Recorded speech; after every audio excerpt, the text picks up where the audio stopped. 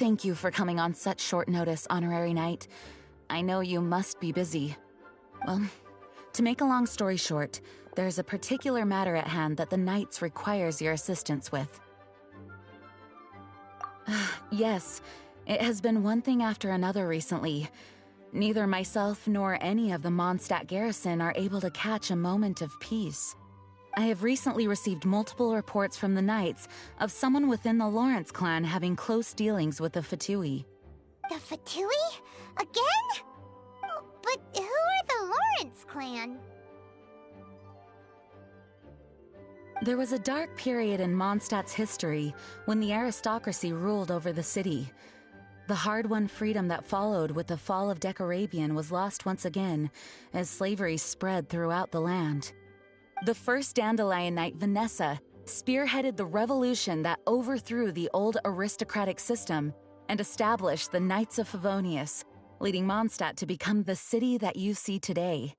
The aristocrats that had oppressed the people of Mondstadt were none other than the Lawrence clan. Oh, Paimon gets it! So the clan's descendants are now scheming with the bad guys to carry out more dubious deeds. We suspect as much, though we have yet to obtain any solid evidence. The reason I summoned you here today is to ask you to help us further investigate this matter. Unfortunately, the Knights of Favonius and the aristocracy have been at odds with one another for as long as I can remember. We've already considered every possible way of resolving our differences, but it seems the descendants of the aristocracy remain antagonistic towards the Knights. No matter what stance we take when dealing with them, the outcome is always the same. Our efforts only result in adding more fuel to the flames. We could come knocking on their door on the grounds of a search warrant, but if the investigation were to come up empty, I'm afraid tensions and distrust would only increase. All of our past efforts would have been wasted. You are in fact the best candidate to represent the Knights of Favonius, but you need not emphasize your role as the honorary knight. You're a traveler from a distant land, and you can approach the aristocrats in this way. Once you come to friendly terms with the Lawrence clan, you should be in a good position to learn more of their possible connections with the Fatui. Whoa, leave it to Master Jean to come up with such a thorough plan. Perhaps such plans have become second nature after all the diplomatic issues I've dealt with. The name of the Lawrence clan member in question is Schubert. Lately, he can often be found strolling near the northern city walls. It is said that he is difficult to get along with due to his temperamental disposition, but if we approach him calmly, then things should go off without a hitch. Thanks again for your help. If you run into any snags along the way, I'll do anything in my power to support you.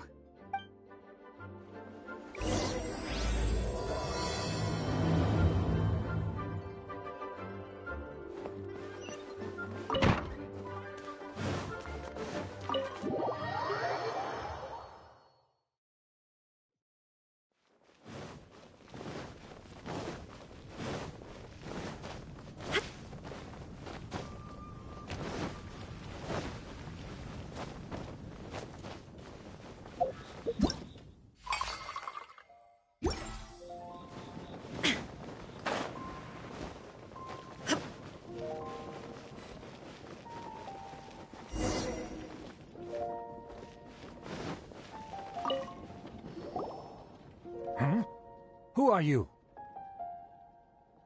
Hello, we're here too. Hello? Did I hear you correctly? Hello? Huh. And I suppose you think that you can simply strut up here and greet me in such an ignoble and vulgar manner? Given that I don't recognize you, I can only assume that you are a traveler of some variety. I'll have you know that you are speaking with the Schubert Lawrence, a blood descendant of the magnanimous nobility. If you wish to address me, you'd best consider your words more carefully. Such nonchalant manners are inadmissible and will never do. Now, if you're somehow capable of understanding anything I've said, then you will get down on your knees, apologize for your negligent actions, and give me a proper introduction. That is the appropriate etiquette. That's etiquette? Paimon's never heard of something so complicated. suffocated before. In former times, when people knew their place and respected traditions, such conduct was only basic courtesy when greeting a nobleman. And neglecting your manners would result in a swift whipping. Look at the world now. Rules have been thrown to the wayside and manners forgotten. I cannot bear to see such degradation. What did you say? You dare question the dignity of the nobility? I'll have you know that though the Lawrence clan is in decline, myself and others of noble blood are looking for a chance to restore our rightful honor. Just look around. The people are unruly and undisciplined. I, however, strive to retain the elegance and etiquette of the nobility. After all, we are of a completely different breed by birth. Save your words. I find your manners and bearing repulsive. I have nothing to discuss with the likes of you. Besides, I am in no way obligated to instruct commoners on basic courtesies. Now I have more pressing matters to attend to. I'll take my leave. So this is what Master Jean meant by difficult to get along with. Let's head back and talk things over with her.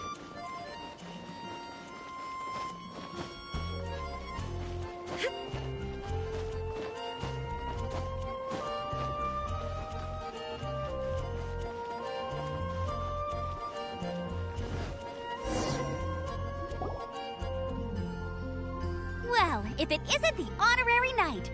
I'm just on my way out to gather some intel. I didn't expect to run into you here. Huh? Judging by your expression, you must have run into some trouble. Master Jean tasked us with a special assignment, but things seem to have run aground for the moment. No need to get down on yourself. Sometimes things just don't turn out as planned. Even I can't guarantee useful intel every time I'm dispatched. You just have to keep at it and never give up. Hey, why don't you let me try to help? What's the problem? Master Jean asked us to build a connection with someone named Schubert Lawrence. But it turns out that he's a peculiar character that doesn't listen to anyone, especially Paimon. Aha, Schubert! I know him. Let me guess, he said you didn't have any manners. I've been on the receiving end of his lectures many a time. The Lawrence clan can be very particular about such things. You mean everyone in the Lawrence clan is just a big headache? As aristocrats, they believe there should be a certain distance between themselves and common folk. I understand their thinking, but that's just not how things are anymore. However, there is one exception among the Lawrence clan, my good buddy, Eula. Buddy? That's right. Not only is she from the Lawrence clan, but she's also captain of the Knights of Favonia's 4th company. Eula is special. She's not quite like the other members of her clan. She has her own beliefs and it shows. In other words, she doesn't really adhere to the strict rules and conventions of her family. However, she's still quite knowledgeable about dealing with the Lawrences. I'm sure you'll see what I mean if you meet her. That's strange. If Eula is a member of the Lawrence clan, then why would Master Jean choose us for the task? Couldn't she just ask Eula? Well, it's a little complicated. Basically, the Lawrence clan has frowned upon the fact that Eula joined the Knights. Her family members don't particularly care for her. In their eyes, Eula is nothing but a traitor to the family. She's very easy to get along with. Just explain the situation, and I'm sure she'll help you come up with a way to get along with Schubert. In fact, I think she's out in the wilderness on patrol this morning. You should be able to find her around Storm Bear Mountains. Thanks, Amber. All right, you heard her. Let's go find Eula. Good luck, you two. I've got my own matters to investigate. Who would have guessed the Knights have a member of the Lawrence clan? Well...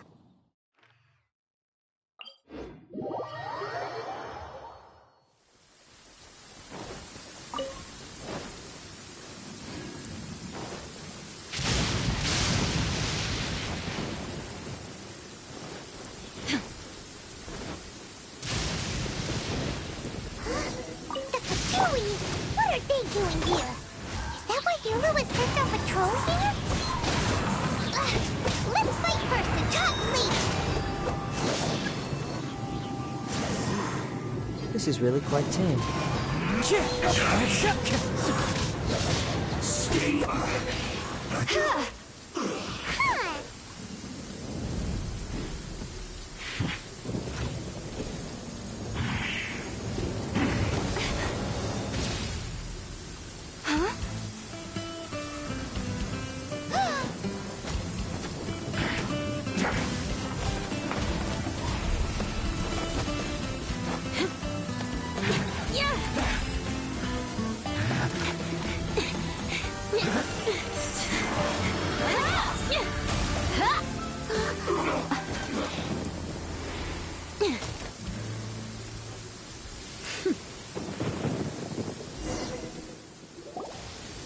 You don't think twice before reaching for your sword, do you?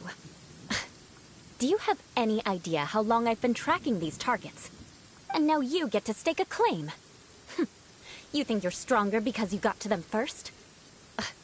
Mark my words, vengeance will be mine. What? That's right. I heard the commotion and came as swiftly as I could, only to find you two already fighting the Fatui. Not only that, you are making quick work of them too. If I didn't make my move, you would have been able to take all the credit. Still, I'm glad you're unscathed. Confronting that number of Fatui at once can be dangerous. Sorry, Paimon doesn't understand what you mean, but thanks for your concern. Concern? Why would I be concerned for the safety of my arch-enemies? Arch-enemies? Wait a minute! You were saying how glad you were that we were unscathed a second ago! By which I meant, if you were injured, I'd have to escort two strangers guilty of stealing my targets all the way back to Mondstadt. Which would mean you'd cause me even more trouble. My vengeance would be swifter still. Huh? So that's how you see all this? Yes, that's me. Paimon thinks she's pretty strange. Although at least we can communicate with her. You dare to call someone you've just met strange? Forget the aristocracy. That's rude even by normal standards. Speaking of which, how do you know my name? This is the honorary knight of the Knights of Favonius. And speaking of rude, we're trying to investigate an aristocrat named Schubert Lawrence. He's so obsessed with etiquette that he's not even willing to speak with us.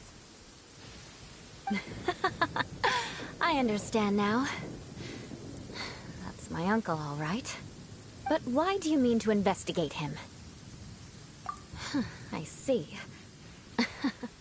You have some nerve to faming a family member right in front of me. I will have vengeance for this too. No! This is an assignment from Master Jean. It's just an investigation, that's all. To the everyday citizens of Mondstadt, everyone in the Lawrence clan is scum. It's natural for rumors and unwarranted gossip to lead to such suspicion. Hard to avoid such a reputation when you're known as the ruthless rulers of old Mondstadt. Oh, so that's what you think of me?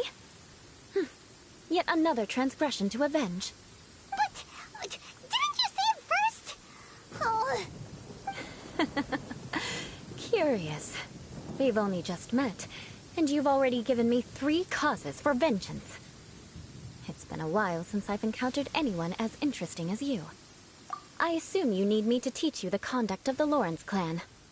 Only then will you finally be able to communicate with my uncle, correct? That's right. Amber told us to come and talk to you. Well then, let's begin your training immediately. It'll be easier to train when we're back in Mondstadt. Well, we can put that aside for now. Besides, if it's the acting Grandmaster's assignment, and Amber's the one who recommended me, I should comply. Paimon's confused. This girl's all...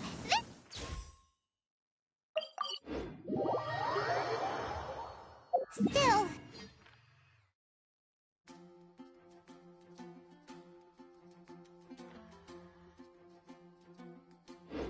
Clear weather all around brightens the heart.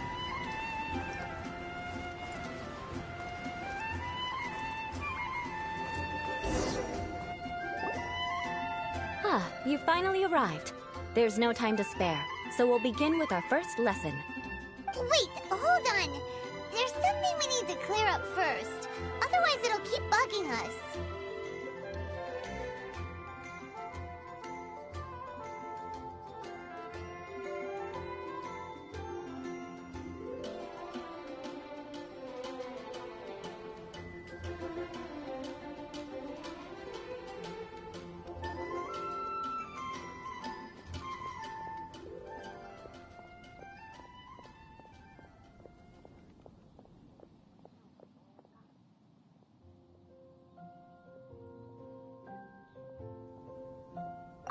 So that's still on your mind, huh?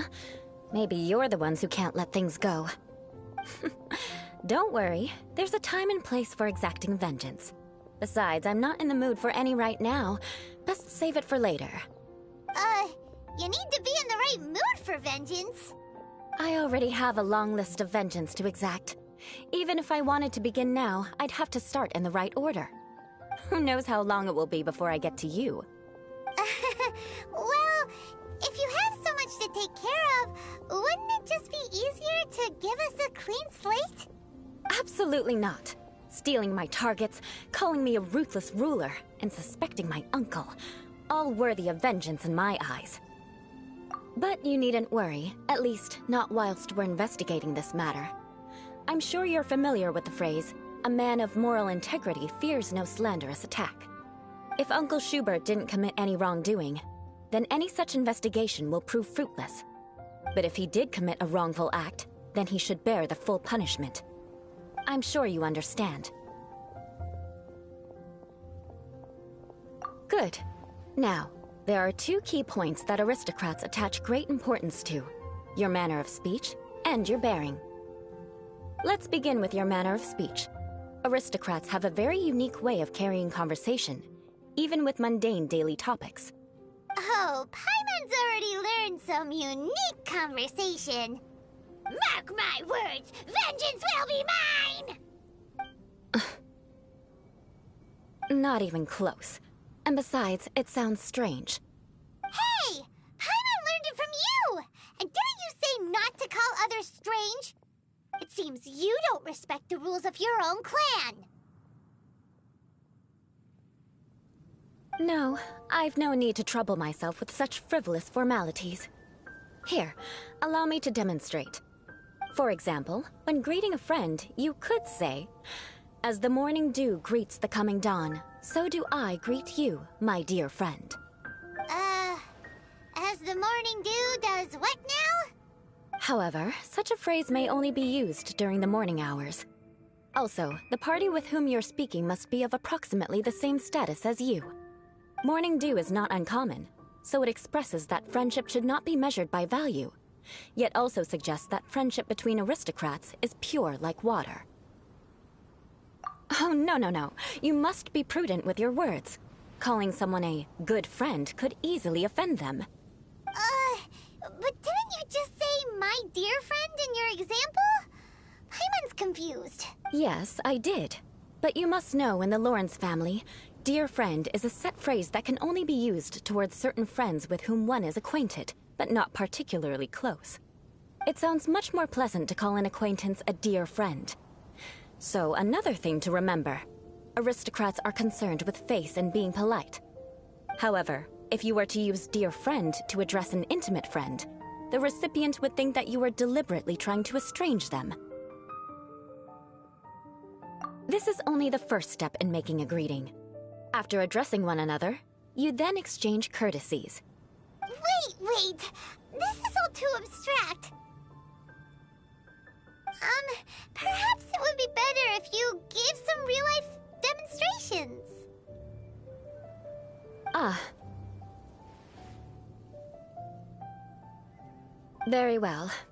Come with me. We'll choose some bystanders to converse with.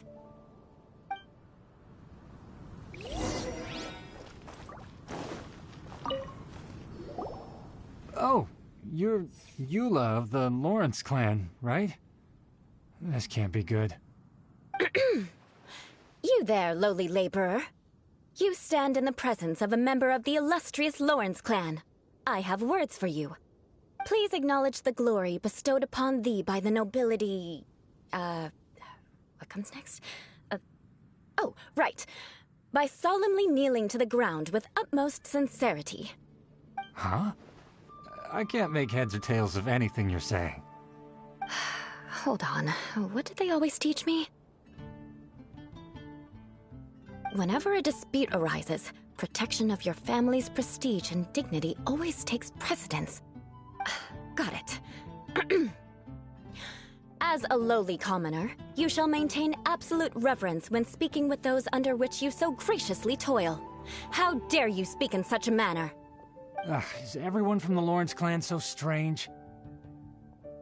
The days of the Lawrence clan's tyranny have long passed. I don't care what you're trying to do, just beat it. Like I said, I don't care what you're doing. I have nothing to say to any member of the Lawrence clan. And here's a word of advice. I wouldn't be caught dead walking too closely with any one of their like in Mondstadt.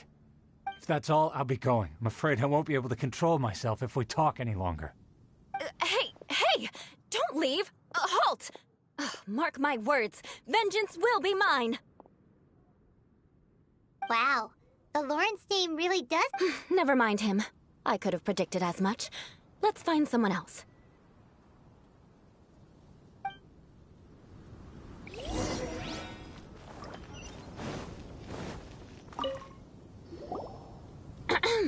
You there, lowly toiler. You stand in the presence of a member of the illustrious Lawrence clan. I have words for you. Please acknowledge the glory bestowed upon thee by the nobility, and solemnly kneel to the ground with utmost sincerity.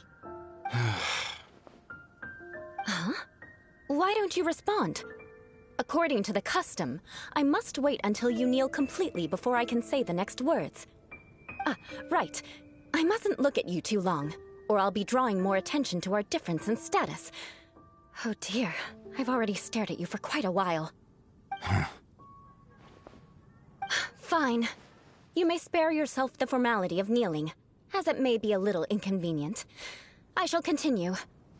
Oh, wait. I think there's a line for people with rude attitudes in this situation. Hey, stop bothering me or else I might say something you wouldn't like to hear. Then again, I've got no words for anyone from the Lawrence clan. Again? What's with this attitude?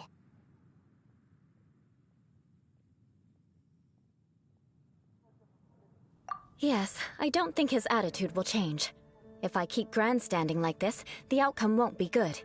Let's try to find someone else to talk to. I'll remember your unwillingness to comply. Mark my words, vengeance will be mine.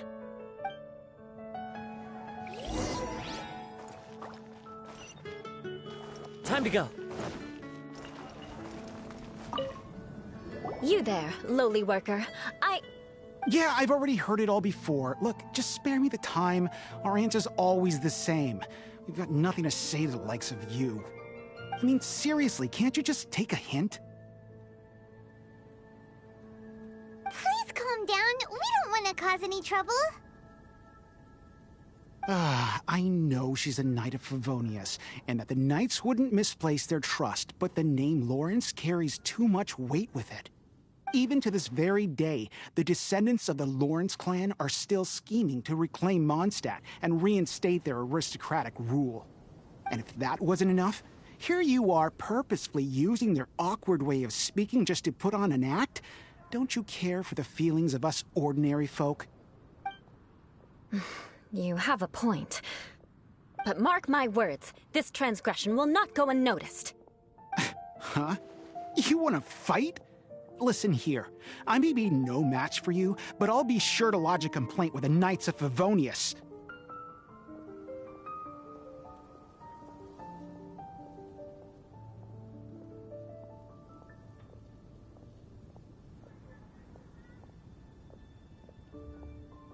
I'm sorry, but I want her to understand that I'm serious. Listen here, if you don't want things to get more unpleasant, then you'd better just stop. Forget it.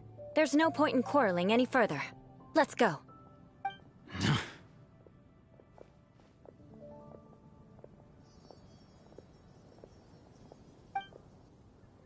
It's all right. This happens quite often. Let's find someone else to talk to. Paimon thinks we've seen enough now. Let's just stop. Actually, Paimon thinks we should apologize for asking you to demonstrate for us. We had no idea the feelings between the Lawrence clan and the people of Mondstadt were so bitter. What can we do? The Lawrence name is already a dirty word among every household in Mondstadt. Even 3-year-olds know the story. I see this kind of attitude all the time. Don't worry. What with me being a Knight of Favonius, they're usually willing to speak a few words with me. Perhaps my aristocratic manner of speech provoked them today. Believe me, it's not a big issue. So this is the way things are normally for you? There's no need for them to direct their anger at you personally. That's the way things are. Perhaps it's just fate for those who have made mistakes. Accepting punishment is only fair, right? But when your family has committed atrocities, I'm afraid there's no easy path to reconciliation. As memories are carried in the city breeze, the faults of such grievances are passed from one generation to the next. It is now my turn to bear this burden.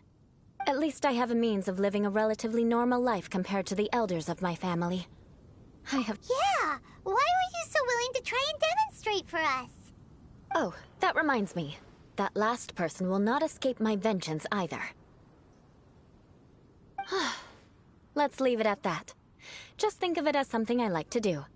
But unfortunately, you probably didn't learn much from those conversations. It seems we have no other choice but to find more people to talk to. No need! Besides, the Traveler's pretty sharp, and nothing gets in our way on an adventure. Paimon thinks we got the gist of it now. Right? Right?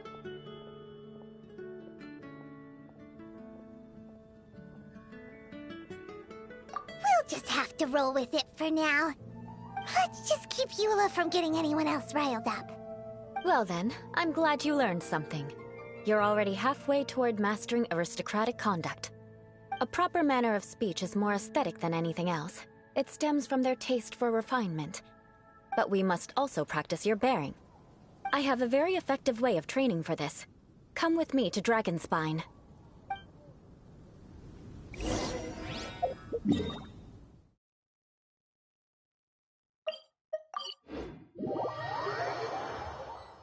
I love it when it snows.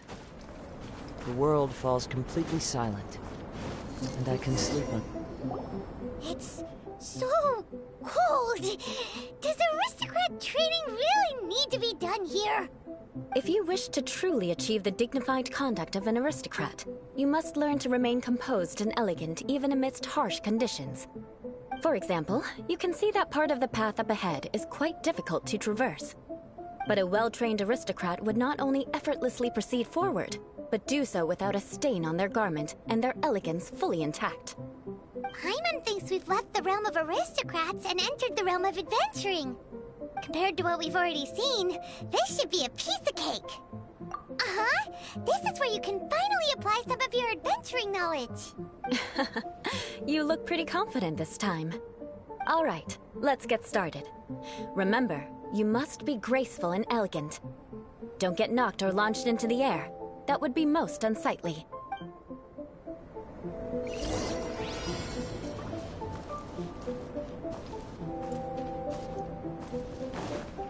Yeah!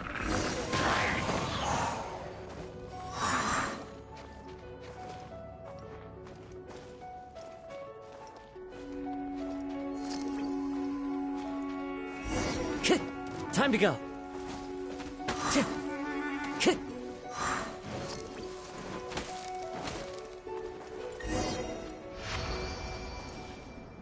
Not bad. A lot better than I had anticipated, at least. Paimon almost didn't make it through. Whew. Good thing we didn't get stuck. So, are we aristocrats now?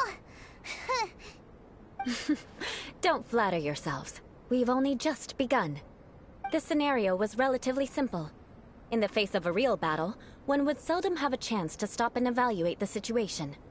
There's a ley line monolith just up ahead that will attract nearby monsters. True elegance is the ability to calmly yet swiftly make decisions in the heat of battle.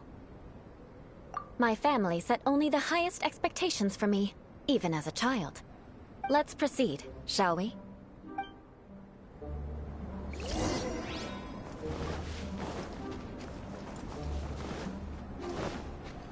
This is the ley line monolith. Go ahead, activate it. But be careful not to get launched into the air or frozen while fighting. That would be most unsightly. Illusion shattered!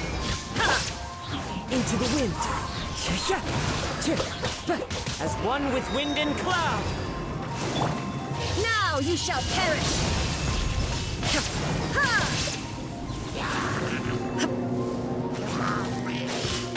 There is no escape! The wind knows me. Well done. Your performance was most impressive. And you managed to remain calm even in these grueling dragon spine surroundings. I'm starting to wonder if even I could have done the same. Given such an outstanding performance, it seems there is little left for me to teach you. Like Paimon said, adventuring is our specialty. So, that's it for our training, right? Then let's get out of Dragon Spine before Paimon turns into a popsicle. Hold on. I was commending the Traveler's performance just now. You, on the other hand, seem to have made no progress at all. What? You mean Paimon was also part of the training? Yes, of course. You were frantically flying and dashing about throughout the entire thing. Not an elegant sight at all. Did you even listen to anything I was trying to teach you? Hey! That's not true! Paimon was just focusing on you the whole time! Whatever the reason, not heeding my instructions. A cause for vengeance, perhaps. Now, drink this. Huh? What is it? Are you trying to poison Paimon? Certainly not. It's warm milk. Didn't you just say that you were freezing? Drink it and it'll help warm you up. Oh, thank you. Are you still planning on the whole vengeance thing? If I wasn't, then why would I care about you being cold? If you turned into a Paimon popsicle, that would ruin my plans for vengeance now, wouldn't it? So, dear friend, don't die on me out here. Ah! Paimon knew something was off! All in the name of vengeance. No need to thank me. Now then, given that your training is complete, it's time we return to Mondstadt. Our last step will be preparing a cordial gift to present to my uncle when you meet him.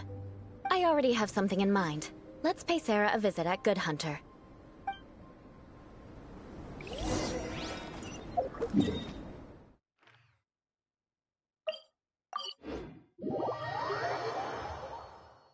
Clear weather all around brightens the heart.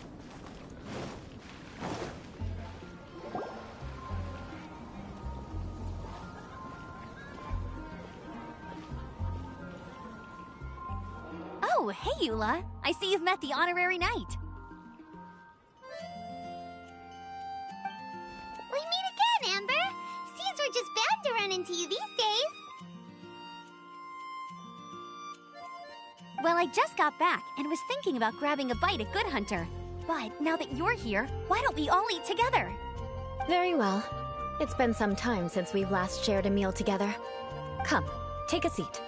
We can discuss my uncle's gift while we eat.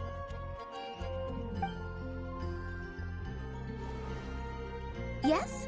Is there something else you'd like to order? Could you please prepare a serving of my uncle's favorite, gebratenes Fleisch mit Sauerkraut? We'll take it as a gift to him later. Coming right up. It'll take some time to prepare. I'll have it here at the counter once it's ready. Hold on a moment. Is this satisfying salad also something that Amber ordered? No, she didn't order it. But because she didn't order any vegetables, I thought I'd throw in a salad on the house. You know, to contrast all the meat dishes. So, we clearly didn't order this, yet you prepared it without authorization. Mark my words, this transgression will not go unnoticed. You're gonna take revenge on her for giving us a free salad? You should know me by now. That's the kind of villainous character I am. Well then, please wait a moment while I get the dish for your uncle started. Delicious unauthorized delicacies. Sarah will pay for this. Why would you choose Gebratenes Fleisch mit Sauerkraut as a gift for your uncle? Paimon's never even heard that dish before. This dish isn't actually on Good Hunter's menu. Only long-standing patrons such as my uncle would know about the dish. The old aristocrats seem to take a liking to it. Because of the sour flavor of the sauerkraut, not too many people are fond of it these days. I guess it's become less popular over time. Eula treated me to the dish once, and I couldn't even finish a bite. I've nicknamed it Gebratenes Fleisch mit Vengeance ever since. Ugh. I never expected us to have such completely different tastes in food. If I weren't in such a good mood, I'd say that constitutes grounds for transgression. Of course not. It's hard to find someone in Mondstadt that attracts contempt as much as she does. It's fine when you're just joking between us, but I'm afraid our honorary knight might misunderstand you. Eula's always talking about vengeance, but that's just how she is. It's nothing you should take too seriously. But I am serious, and I'll remember every transgression committed against me. Ugh, it's no wonder so many people dislike you. Paimon's starting to realize that Eula is actually a very good person. There's no need to be so awkward when you want to say something nice. Listen, you've never been labeled as a social pariah, have you? Well, no? So that's why you wouldn't understand how hard it is for a bad person to try to be good. It's impossible for me, and I have no intention of acting like a good person. All right, no need to look so sullen. I'm just kidding. Come on, let's eat. The food is getting cold.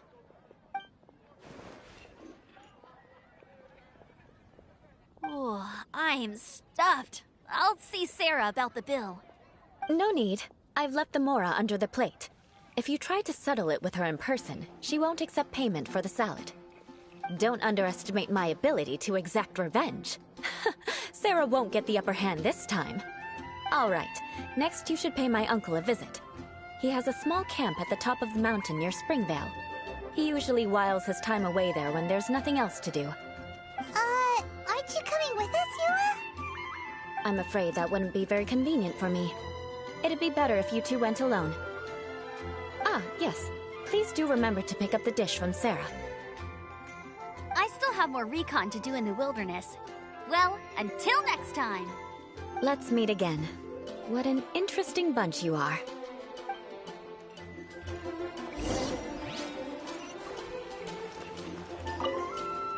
Here, the Gebratenes Fleisch mit Sauerkraut is ready to go. Be sure to eat it while it's hot, otherwise the flavor will be spoiled. And by the way, don't worry too much when Eula says strange things. She's actually a very good person. Paimon's been meaning to ask. No one could stand the sight of Eula when she was trying to speak with the others in Mondstadt earlier. But she seemed to get along fine with you and Amber just now. What's up with that? The people of Mondstadt don't take kindly to anyone bearing the Lawrence name. They are unable to see past her family, therefore they don't actually see Eula for herself. So no matter what Eula tries to do, it's seen as a wrongdoing. It essentially strips the meaning of anything she tries to accomplish. How come you're able to see Eula differently then? Well, when she joined the Knights of Favonius, it caused quite an uproar. Many people signed a petition demanding that the Knights reverse their decision. At the same time, numerous members of the Lawrence clan crowded the entrance of the Knights of Favonius headquarters, clamoring for Eula to give an explanation. Whoa, so both sides were unhappy. That's right. So you can imagine how determined Eula must have been under such circumstances. But thanks to Grandmaster Varka and the unwavering attitudes of others in the Knights of Favonius, they were able to quell the unrest. Tensions still remain beneath the surface, I'm afraid. In the eyes of the people, she's a stain on the Knights of Favonius, and in the eyes of the Lawrence clan, she's a disgrace to her family. But she simply fulfills her duty as a knight, silently helping one person after another, myself included. People like Eula should be approached with care and understanding. she could stand to be treated a little more fairly. I believe a day will come when things will get better. Once everything's settled, we should go talk to Eula again. Paimon thinks we know how to communicate with her now. I'm glad. I think that would make her very happy, though she might not ever admit it. Take care. Please come again.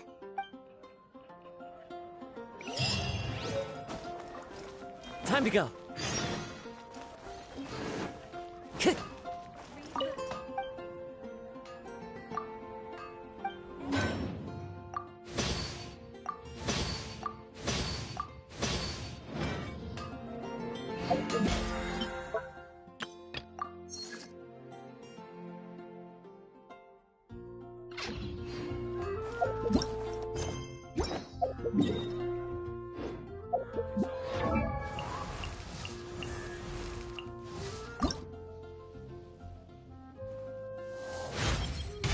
My bow sounds in peak.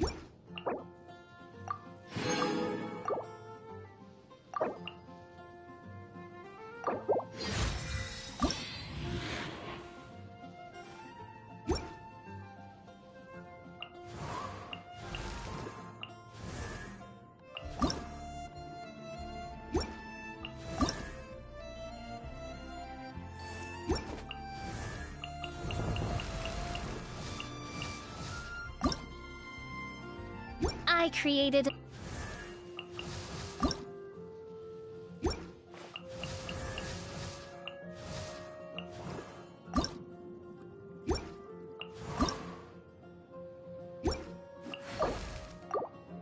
Benny's adventure team!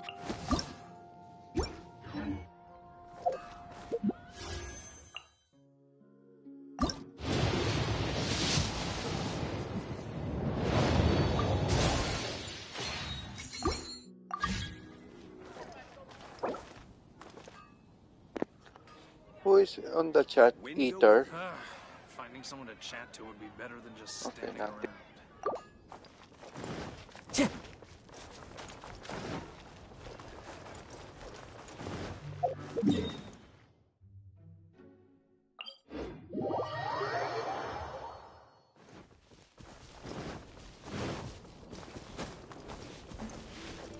Time to go.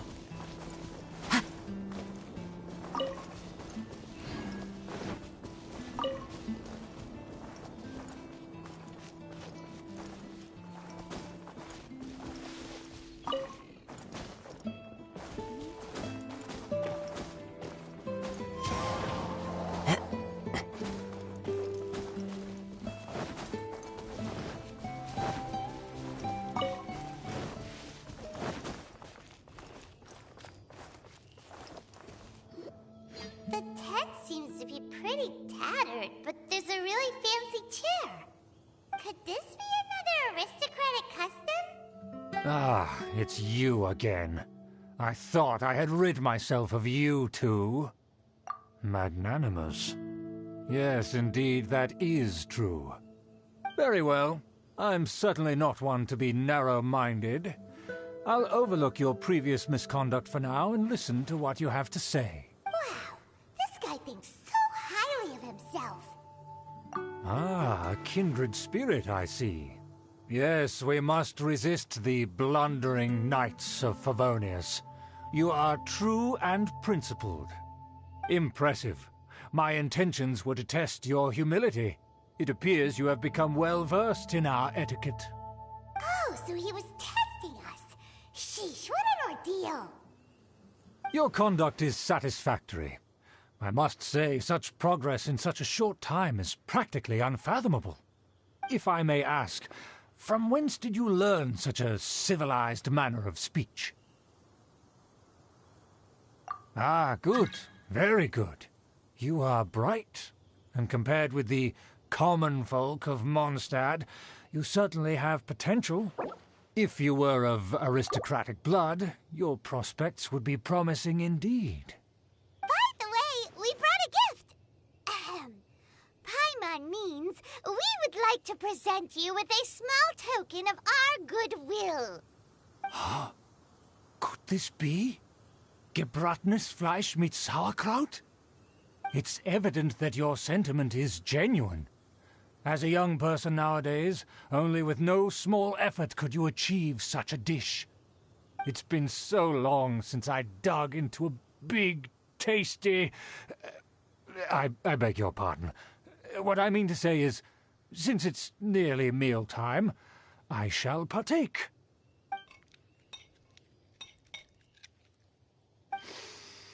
Ah, yes, this aroma, just as I remember it, and this exquisite sour flavor.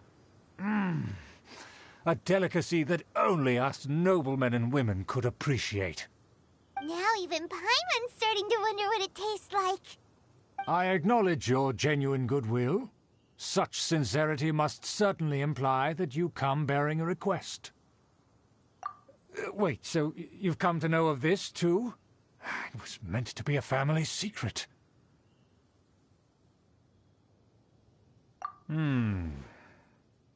Well, considering your meticulous etiquette, you must be a talent of unusual fortitude. I'm willing to place my full trust in you. Please, come with me. We happen to be in need of competent fellows like yourself. To see some friends from a distant land. They have offered their assistance in restoring the Lawrence clan to its former glory. So he trusts us solely based on your etiquette. Well then, let's get going, shall we? You'll understand everything in due course. Do you think his friends are the Fatui? Things will get sticky if the Fatui happen to recognize you. What should we do?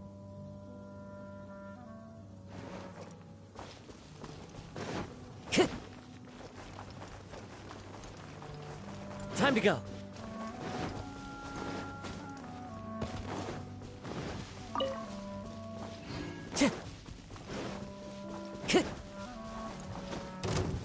One with nature. No touching!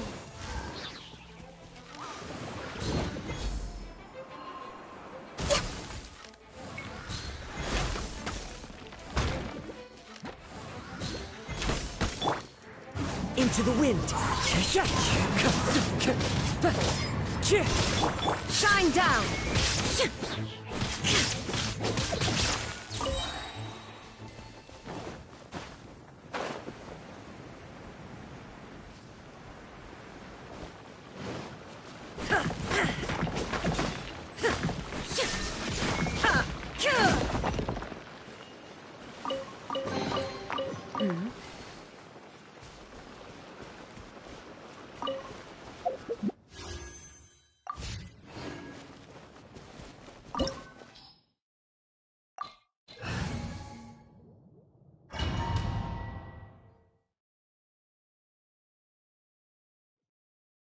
Huh?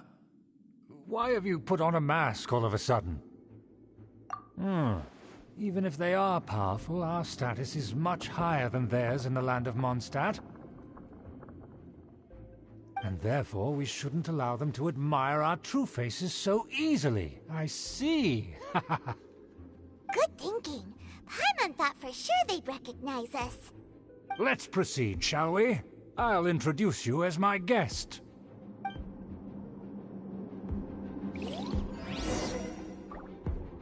As you'll see in a moment, there are many already helping us. I heard that this area had already been purged once by the Knights of Favonius, but it's the only place around Mondstadt that is well concealed and spacious enough. Although it has fallen into disrepair and does not suit the tastes of the nobility, we simply have to make do for now. Sorry, can we walk any faster? Of course not. An aristocrat always moves with grace in his steps. Moving hurriedly is unacceptable. As expected, it's the Fatui! As expected?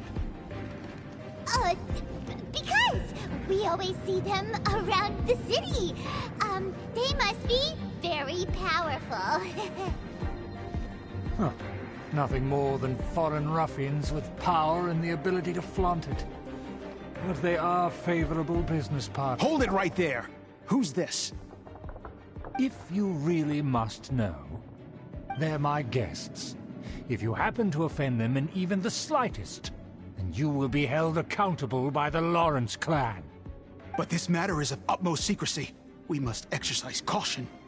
You dare question the ways of a nobleman? I don't have time for this. Make way.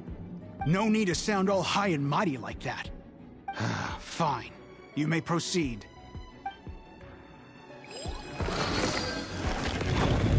You're here with us. They don't dare to question you. Of course. That is the benefit of prestige. In past times, it would be a dire offense to speak to a nobleman in such a manner. We could determine a person's fate with the blink of an eye. Huh. And such glory will return to me again before long.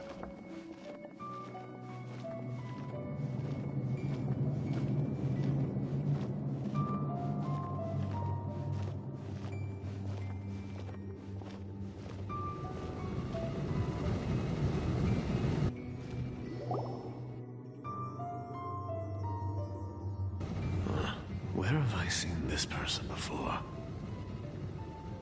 And who, may I ask, is this? We mustn't bring just anyone in here.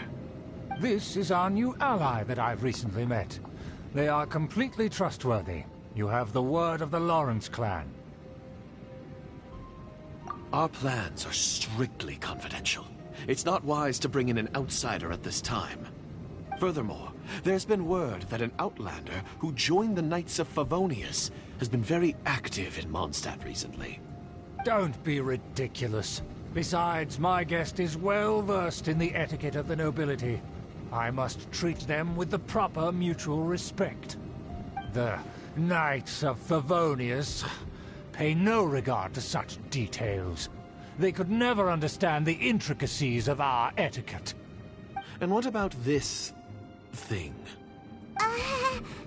You mean Paimon? Enough! You dare question my word? Need I remind you who it is who has made your activity in Mondstadt possible? Without the support of the Lawrence clan, you would have all been driven out by the Knights of Favonius like dogs. You must immediately offer your sincerest apologies to my friend. You've offended their honor. Fine. I'll take your word and make no further inquiries. Now, to the matter at hand. Did you bring the diagram of Mondstadt's defenses as promised? Oh, so that's what's going on here. Yes, of course. Here it is. Let me see. Why is it so poorly drawn? Everything's so squiggly and crooked. And what is this shape supposed to be? Excuse me? I'll have you know that I went to great lengths to carefully draw this map by hand myself. That shape is the symbol of the Knights of Favonius. I see. Crude, but I can make do. Are you able to verify that this is all reliable information? Of course, you needn't worry about that. Don't forget what we agreed upon. The flag of the Lawrence clan will fly above the Knights of Favonius headquarters. The rights to that building, as well as the whole of Mondstadt, belong to the Lawrence clan. Yes, we will both profit from this agreement. There's no use haggling over the details. We will make good use of the intel you provided. Also, be certain not to divulge our identity.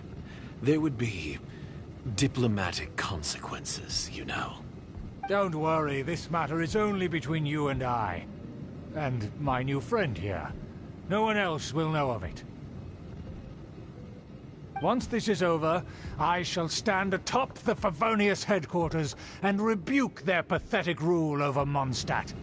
Then, the city and all its people will once again be under the rightful and unwavering rule of the Lawrence clan. Perfect. Just as it once was, and just as it should be.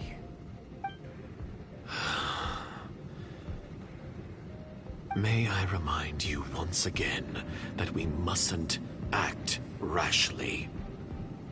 That is all. For now. Very well. Huh? What are you doing? That's right! It's the Honorary Knight and their trusty companion, Paimon! We're here to crush your evil schemes into dust! So this was all just a ploy to deceive me! It's your own fault! Who would put so much trust in someone based purely on their manners? After so much planning, this is how it ends? Huh! We'll see about that! Just as I expected. I knew I should have never trusted these foolish aristocrats. No matter, we already have the intel we need. Get them! They're running off in different directions.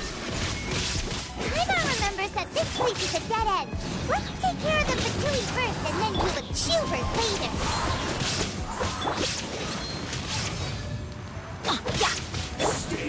Time to go. Access denied.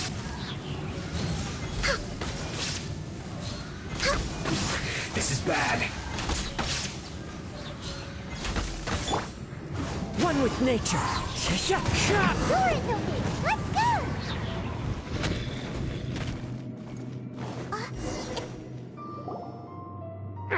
Don't touch me! Get out of my way! I'll leave on my own! It seems we finally caught up with you. This place is crawling with Fatui. Oh, it's you. It seems your investigation went well. Aha! I see now. So you're the one that taught them our etiquette. And I thought you despised such pleasantries. Furthermore, there is a rule in our family. Such traditions are never to be taught to outsiders. Ah yes, rings a bell. So what?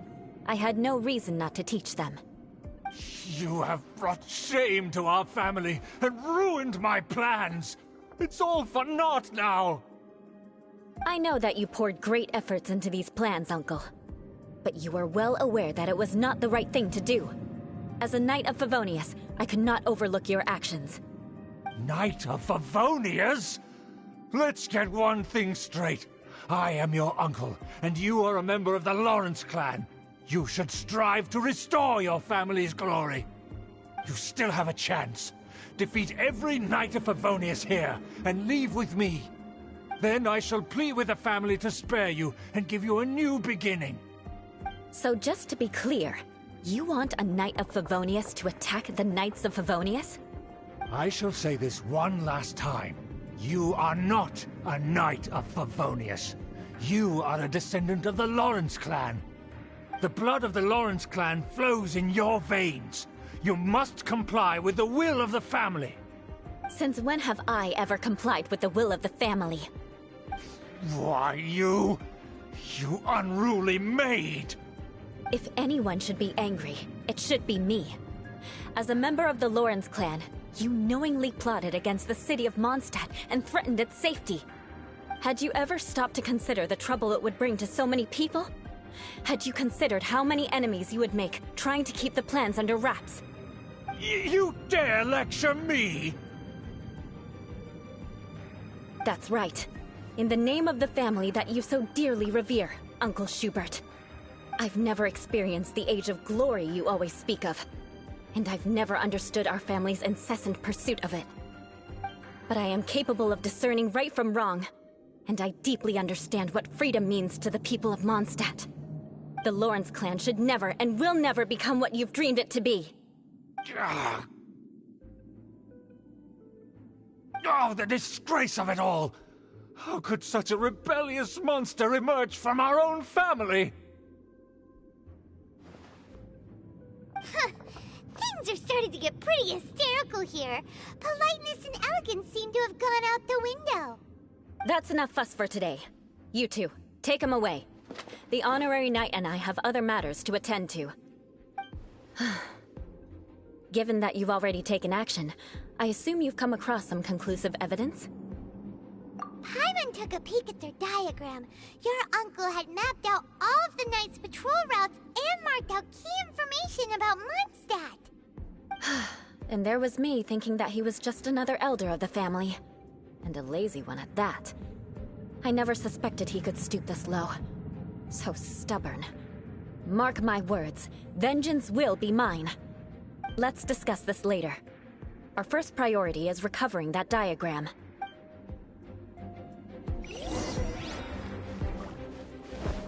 More speed. Rack and ruin!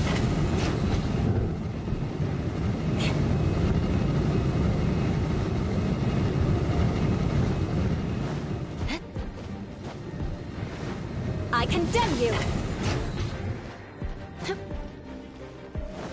They're here! Stop them!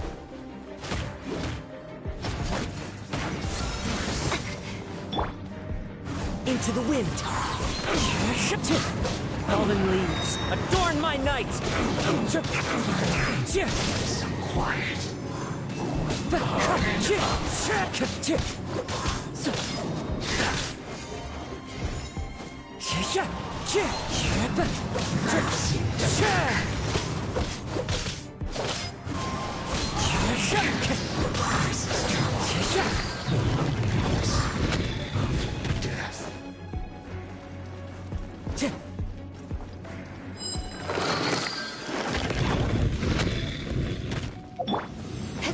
Rack and ruin!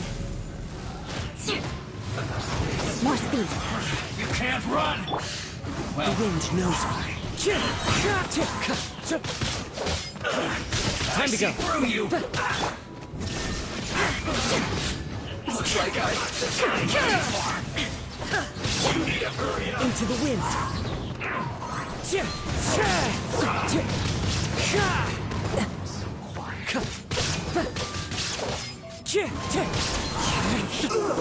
Feels close. Put your back into it.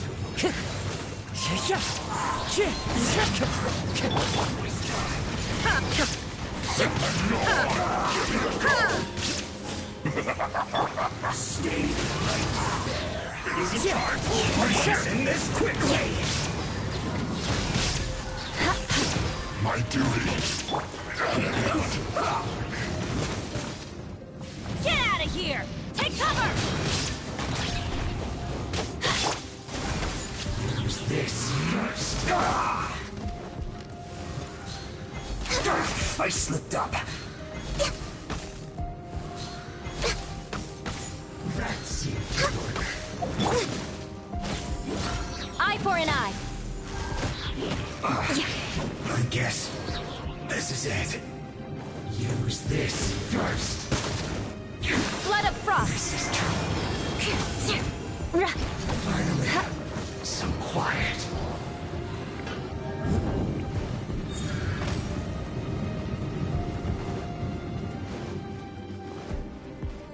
Shudder.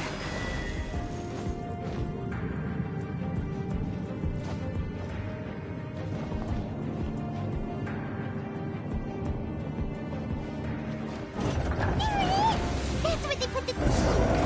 This here hot. I guess there's no other option but to fight. For Rex Leopard! You dare provoke me! Fatui, come forth and dispose of them!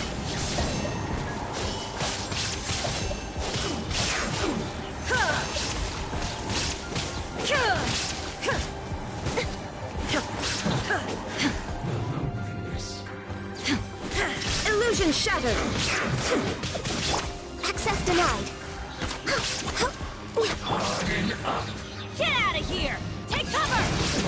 Why do they never miss? One with nature.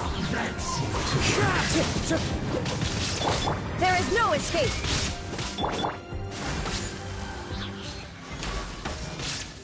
Use this first. Finally.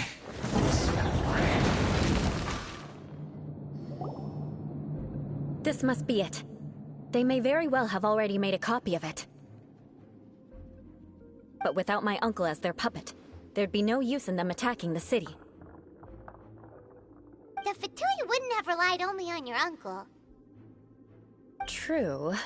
But if their plan had hinged purely on taking Mondstadt by force, as opposed to with the help of a puppet, they could have spared themselves the trouble. The Fatui are dishonest, but they wouldn't go as far as to start an open war. Their opposition wouldn't just be Mondstadt alone. Anyway, I'll inform the acting Grandmaster. She'll know how to handle things from here. Oh yeah! You suddenly appeared at just the right moment! Yeah, about that. Because you stole my targets by attacking the Fatui I'd been tracking earlier. I came to exact my vengeance. You tried to do my job for me, and I'm here to return the favor. Finally! After all this time, Paimon understands what you're saying! In reality, you sensed that something might happen to us during our investigation. You were worried about us and your uncle, so you brought a team to take a look. My purpose was vengeance. Don't twist the story. You don't look too bright, but it turns out you have a knack for scheming. And mark my words, I'll remember that. Hey! What do you mean Paimon doesn't look too bright? You have seeded a deep enmity between us. Just you wait. Even if you were to be completely destroyed, I would never forget you. Bring it on! I like your fighting spirit. I'll take this diagram back to the Knights of Favonius and take it from here. Sure. Well, see you around. That you will. And make sure not to steal my targets next time.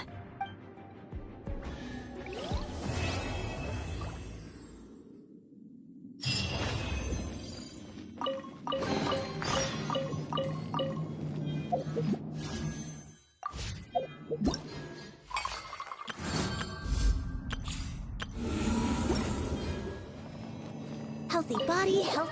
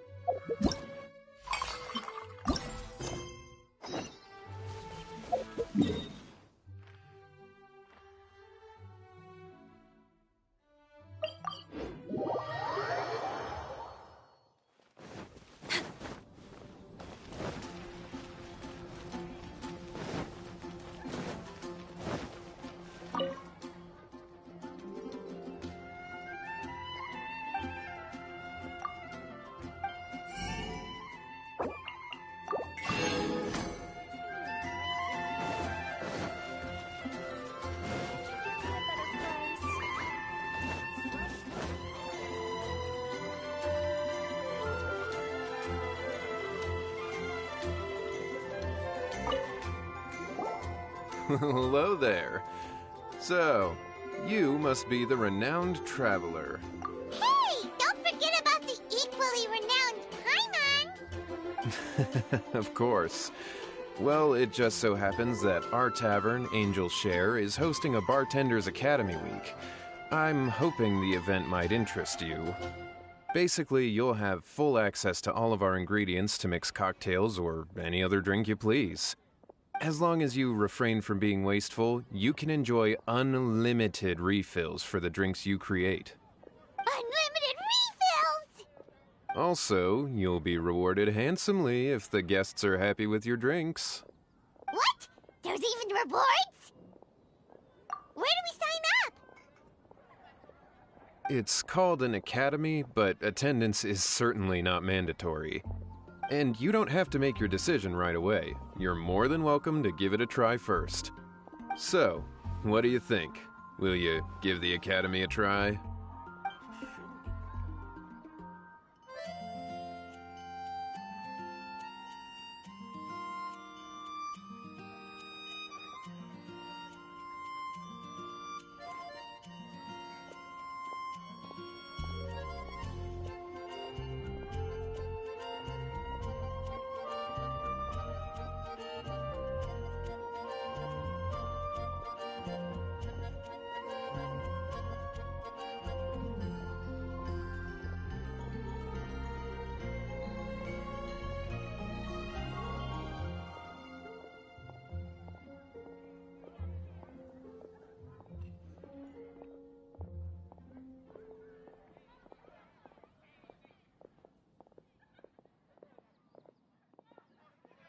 Great. Then please, come on in.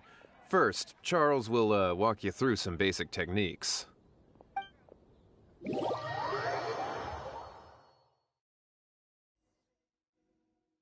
Hey, I know you two. So what can I get for you today?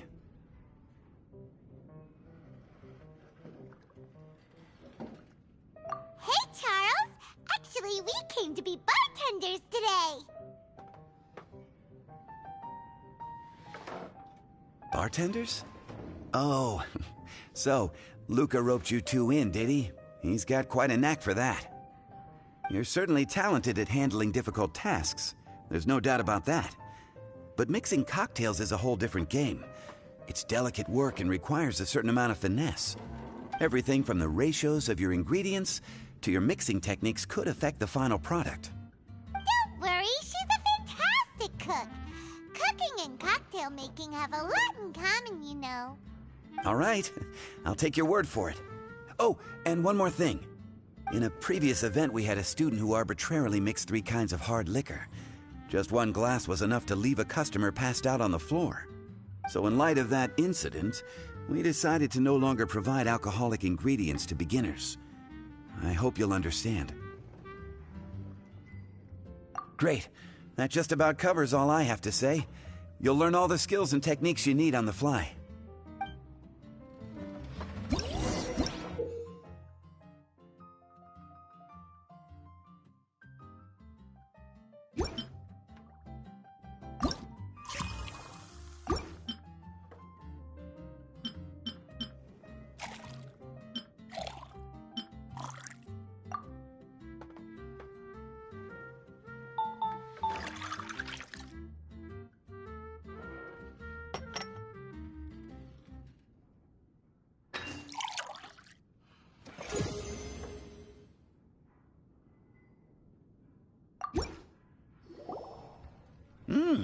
You're a quick learner.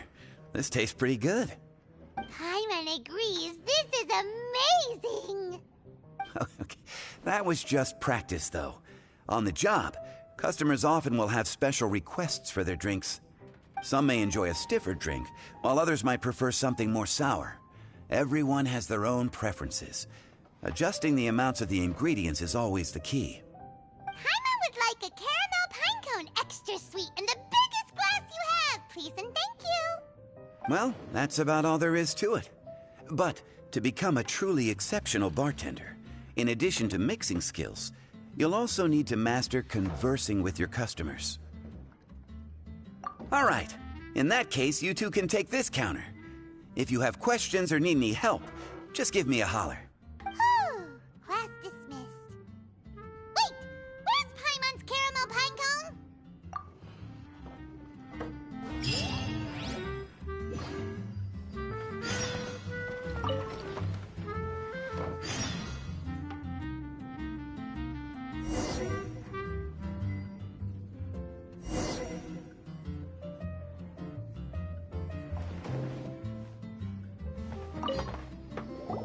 Well, well, this is a surprise. I didn't expect to see you two behind the counter today. In that case, I'd like a death afternoon. Leave it to Kaya to make things difficult right from the start. Come now. I just wanted to see how she'd react. I admit I didn't expect to see you here today, Sister Rosaria.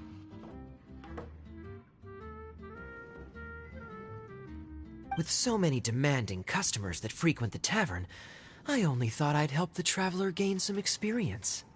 There he goes with that smooth talk again. Don't get me wrong, I was only trying to be helpful. If anything, you should be thanking me. Now, how about we start with something simple, like a moonlit alley, for instance? Oh, and make it a large, please. I'll leave my drink up to you. Just make it a tea of some kind and not too big. Please, take your time. Waiting.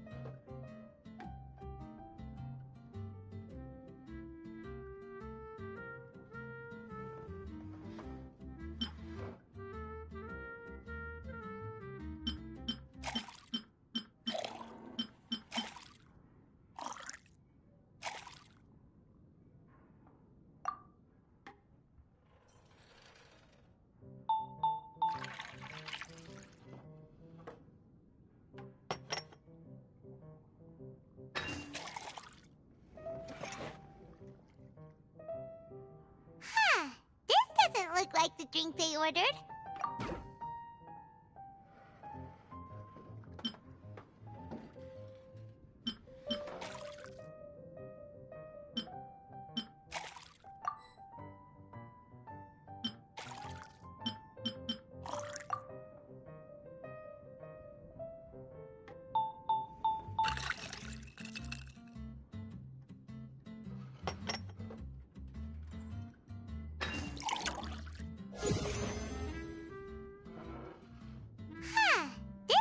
Look like the drink they ordered. Just give this one to...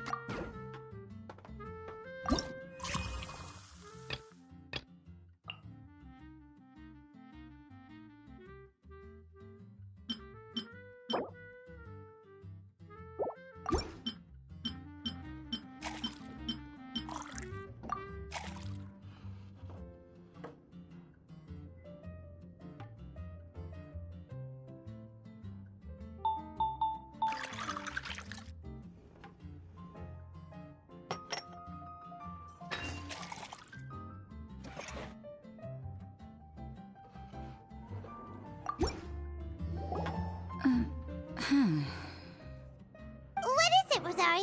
You don't like the drink? No, the drink you made me is fine. It's just that I rarely ever drink tea. The taste always reminds me of certain things. Ah, I presume you're referring to the church? Yes.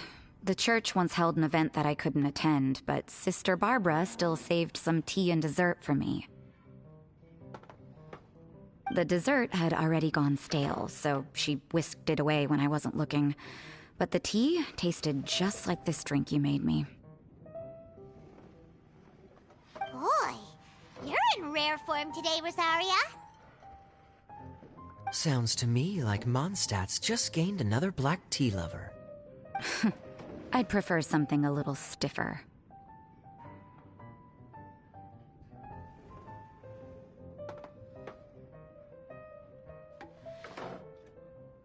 That depends.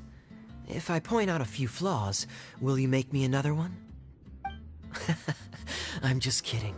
I'd never subject you to such treatment. Gosh, Kaya sure is a tough nut to crack. You never know what he'll say next. How can you stand to drink with this guy, Rosaria? I don't really care what's going through his mind as long as we only talk about drinks. Besides, Kayad's only interested in people or things that intrigue him, whether that's you, the innkeeper here, or anybody else.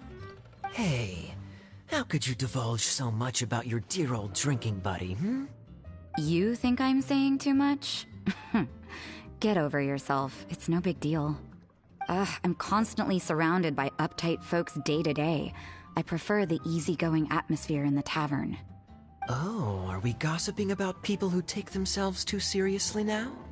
Speaking of which, I know someone who could easily place in the top 3 most serious people in Mondstadt. As to their level of seriousness, well, let me put it this way. They probably wouldn't even flinch if I said that to their face. Are there really rankings for people like that? Of course. Just off the top of my head, there's a running list for the most consistent drinkers, hardest workers, worst cooks, or even biggest hoarders of dark secrets. Sounds to Paimon like Mondstadters have way too much time on their hands. Are there really that many people who don't need to work?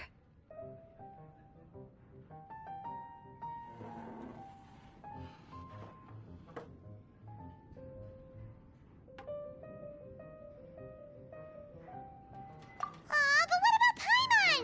Is there a category that Paimon can be ranked as high as her? Why, of course. How about... best bartenders. Really? That's great! Our names will be remembered together forever! Well, I must admit, the atmosphere you bring isn't half bad. You can say that again. Just looking at these two brings a smile to my face. Good bartenders create a nice atmosphere and get people in a good mood. You know, like a mascot. So I guess there's really no contest for the title of Best Bartenders. Huh? Nothing. Thanks for your hospitality. Yeah, I should be going too. By the way, that black tea tasted great. I'll try to make some for myself in the future. If I can manage to get up early enough in the morning, that is. Until next time.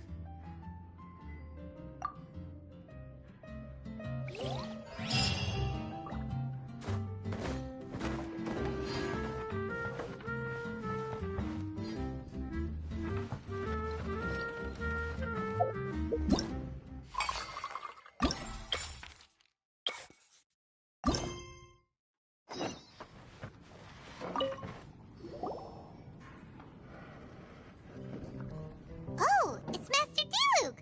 What brings you here? Do you have nothing to do today?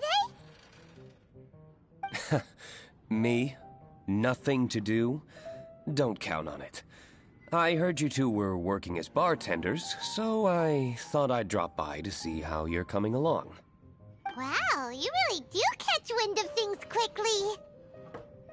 So, tell me, how do you like being a bartender? Yeah, it's still a little too early to tell.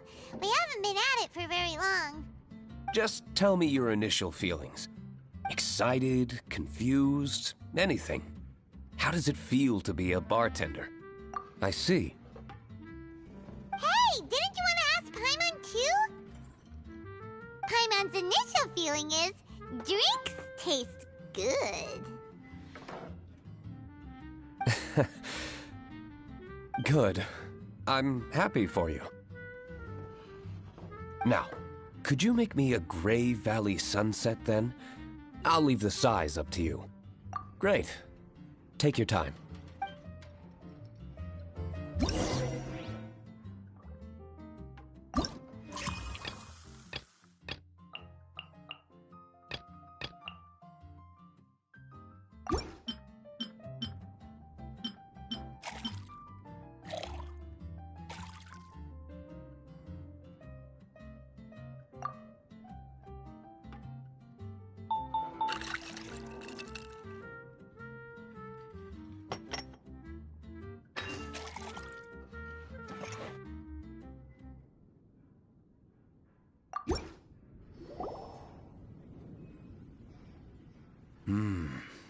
Not bad.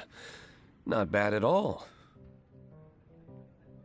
It's all about the ingredients. If the fruit are fresh and juicy, then the drink will naturally be sweet and tasty without adding anything extra.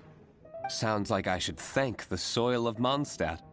It just so happens that Gray Valley Sunset is the first drink I ever mixed. I was still quite young. My father laid out several ingredients and told me to experiment with them. No requirements and no instruction. In hindsight, he probably just wanted to test my creativity. In the end, I just made a glass of fruit punch. Much like this one. Oh? But why fruit punch? My father was equally surprised. I didn't really put much thought into it.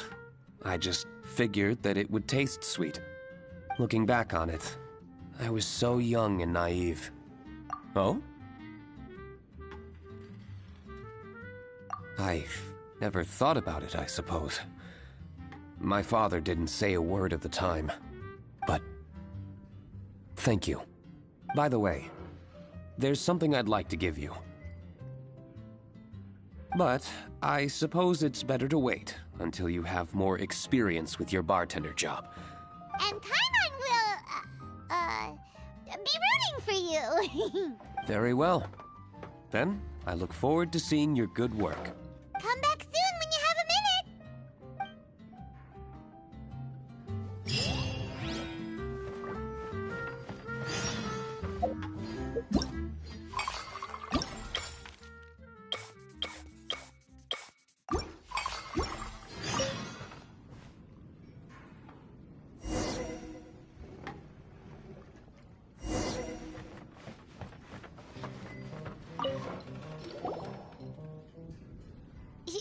Zhongli? Ah, traveler. Good to see you. I trust you are well? Wait! Zhongli, what If I am to roam about the world, then I certainly mustn't limit my destinations. The free and prosperous land of Wind is as splendid a place to visit as any. And it's quite a pleasant surprise to run into you here. One misty garden, please. I take my tea strong, thank you.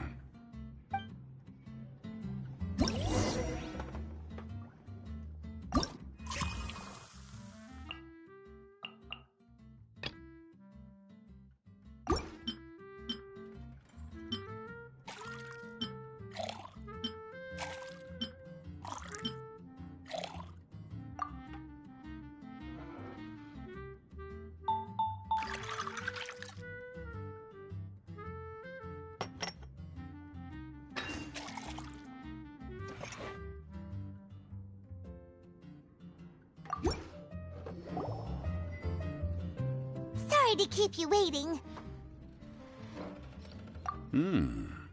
The tea is clear and glows with a pleasing hue. Its richness is complemented by a floral and fruity fragrance. Exquisite. Wow! So Zhang Li is even super knowledgeable about tea! Paimon usually just gulps down the tea and says something simple like, yummy yummy in Paimon's tummy. Mindfully savoring the tea shows due respect to the person that brewed it for you. Tea of good quality is hard to come by, and those capable of brewing tea according to the occasion and emotions, even more so. Oh, Paimon gets it now! So, could you teach Paimon how to savor tea like you do? It seems you smell it first and drink it, right? That's correct. Every type of tea is unique. The more you drink, the more you will understand the subtle differences. Smelling the aroma will reveal the quality of the tea. Lower grade teas emit a musty and seemingly scorched scent, whereas ones with a delicate yet soothing aroma are usually of a higher quality. If you want to be more particular, according to Liyue ancient tradition, you could acquire a vintage goblet, which is used specifically for examining the aroma. Oh no! All this time, Paimon's been missing out on her tea! Not to worry. Knowledge is vast. It's never too late to learn. As a beginner, you can try this method. First, observe the color. Then smell the fragrance. And finally, take a sip. Remember, you can understand anything as long as you approach it in the proper order. Chaoying Village in northwest Liyue is famous for their tea industry. It would be well worthwhile the visit when you get the chance. What I shared with you today are mostly my own habits as an old-fashioned Liyue local. Each region has its own tea traditions and culture. One should always respect the conventions of the local region. Paimon gets it, but whether Paimon can remember it all is another story. Thank you for such excellent tea. It made my trip out here all the more worthwhile. If you ever come to manage a tea house, I will certainly be a regular. Well, we're already pretty busy. I don't think we'll have time to manage a side hustle at a tea house. Regardless, you have my complete support. Let's call it a day. I won't take more of your time. All the best with your new pursuit. Ah, yes. The bill. Just put it on Wangsheng Funeral Parlor's tab. As usual. Of course. Take care. Give our regards to the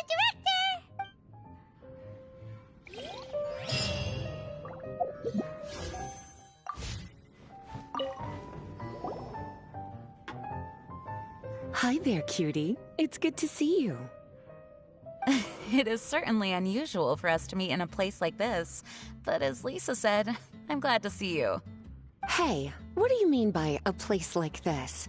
The tavern is a wonderful place to relax and unwind a little. Do you have any idea how hard it was for me to drag the acting grandmaster away from her desk? We've only been here for a few minutes, and worry is already written all over her face. Lisa. Yeah, this is the acting grandmaster we're talking about. It's only natural that she has a lot on her plate. But you know what they say, now that we're already here. Why don't you let her couple of drinks for you two. It'll make you feel a lot better. Honestly, Jean is the only person I know who needs to be taught how to relax. Hey, cutie, whip me up a love poem. Medium, extra sweet. And how about you, Jean? What are you in the mood for? I'll just have coffee. Medium, please. Master Jean, you drink coffee all the time. Wouldn't you like to try something else? Thanks, but no. I want something to help keep me awake. Thanks.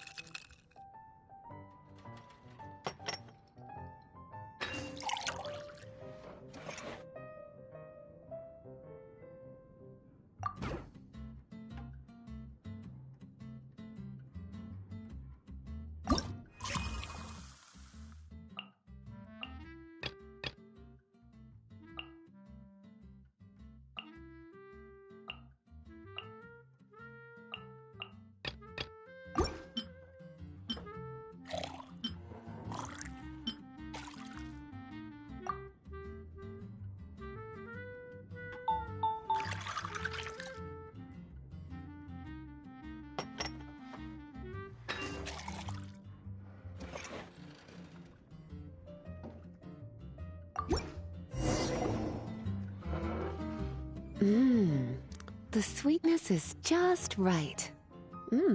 Very good. The coffee is strong and rich with just a nice hint of bitterness to it. Actually, I do understand what you meant, Lisa. I've been reflecting on my weaknesses lately. There's still room for me to improve in many areas, such as my productivity and management. I'm concerned my stress may even be starting to somehow affect you as well. What? See? Cutie knows. You were working yourself way too hard, so I thought I'd take you out for some drinks. All I wanted was for you to have some fun. But even in the tavern, you're still thinking about work. That's what's most concerning. If you're constantly under stress like this, it's only a matter of time before you burn out. Oh, you also agree with Lisa, Traveler? So, is learning to relax actually my biggest challenge? Yep! Work hard, play hard, and rest even harder. The two of you may need even more rest than you'd expect. All right, I understand. Thank you. All of you. Now I know that this place serves refreshments for both the body and the mind. Is that why you and Kaya like the tavern so much? Yes and no. It really depends on who's making the drinks. Speaking of which, we couldn't have changed Jean's mind without you today. You sure have a way with words, cutie. Then we'll see you later. I'll consider coming here to relax if I have another opportunity. Sounds great! Take care, you two.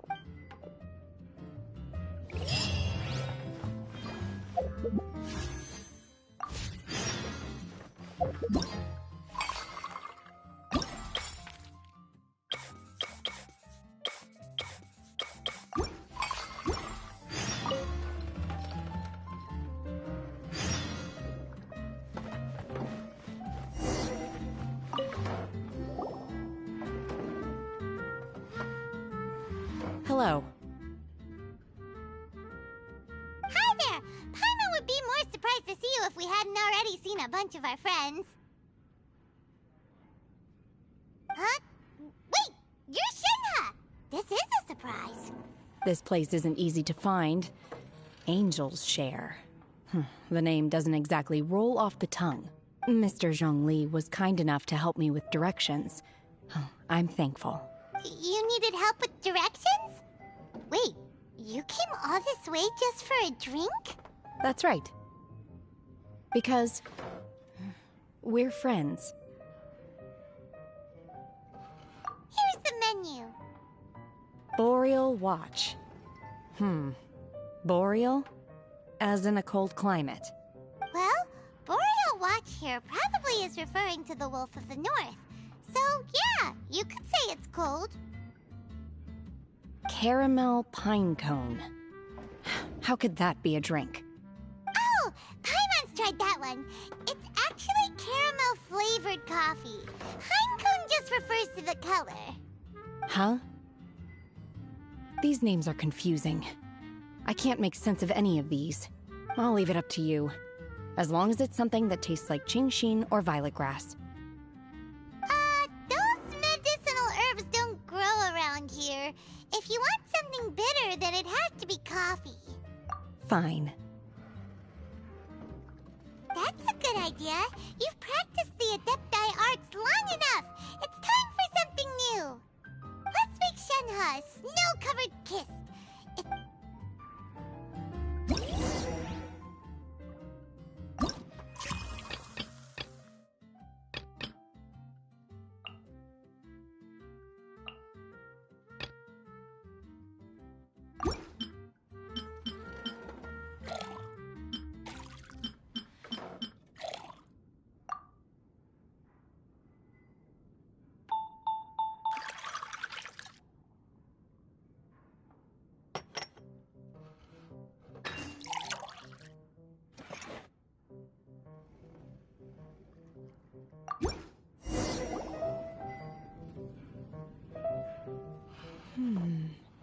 It's sweet and smooth.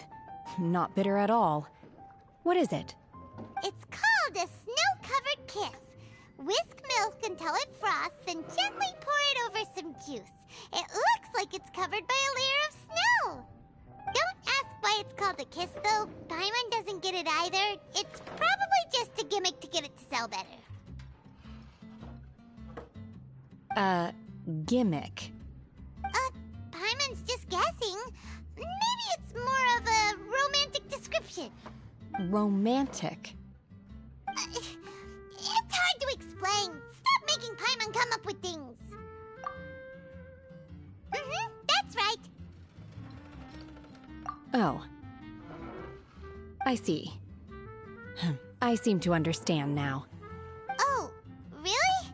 But wait, why is Paimon the one who's confused now?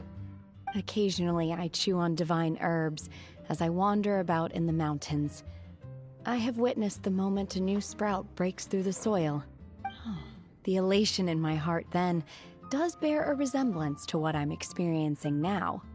Thank you for helping me understand these obscure names. I might need your help again sometime in the future.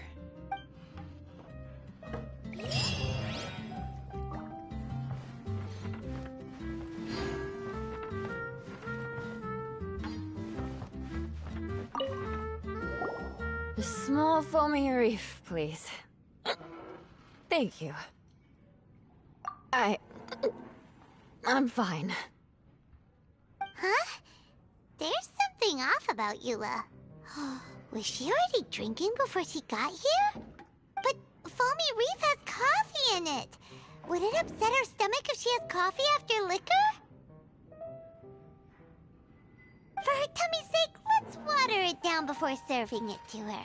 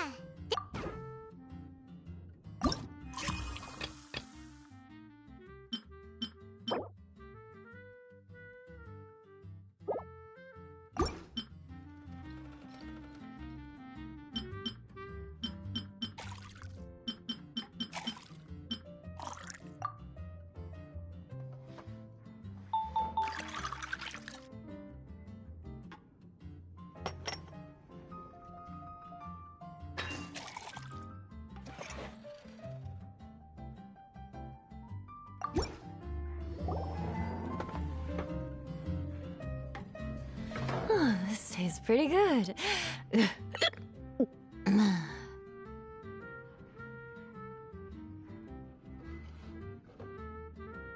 Wow, she didn't even notice how much water we added.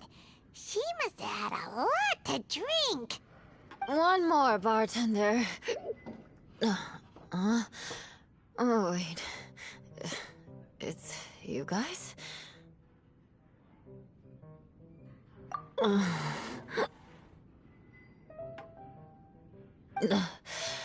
Sorry. I just came here from the cat's tail. Perhaps I had a little too much to drink. Yeah, it's pretty lonely to drink by yourself. You'll feel better if you talk to us.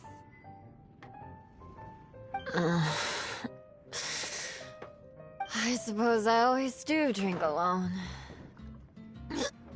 As long as I'm in Mondstadt, I'll never be welcome at taverns. I was actually feeling good today and wanted a drink, but they still wouldn't get off my back. Tell me, how did you manage to make so many friends? People always sound so appreciative and are always smiling when they talk about you. But as for me, just mentioning my family name is enough to make everyone... You didn't choose to be born into the Lawrence clan, and we don't care about that kind of thing. The Eula we know is a great person. But you don't like being straightforward. You always pretend to hold a grudge, and you try to hide your tenderness away from everyone. Hey, who said I was pretending? Do you think so? It's impossible to imagine. Even when I'm this drunk. Even after being a Knight of Favonius for all this time, people still... Whatever. Oh, right! Tons of Bart said something wise like that, too. Just be yourself, Eula, and keep moving forward. Sooner or later, you'll change what people think about the Lawrence clan. Okay. Thank you. I should go now. No need. I want to remember what you said. And I won't be able to think about anything else until I write everything down. Eula sure is a lot more open after a few drinks. But it does feel like something's missing without her signature revenge line. Uh-oh. When she wakes up in the morning, do you think she'll come threatening us to forget what happened today?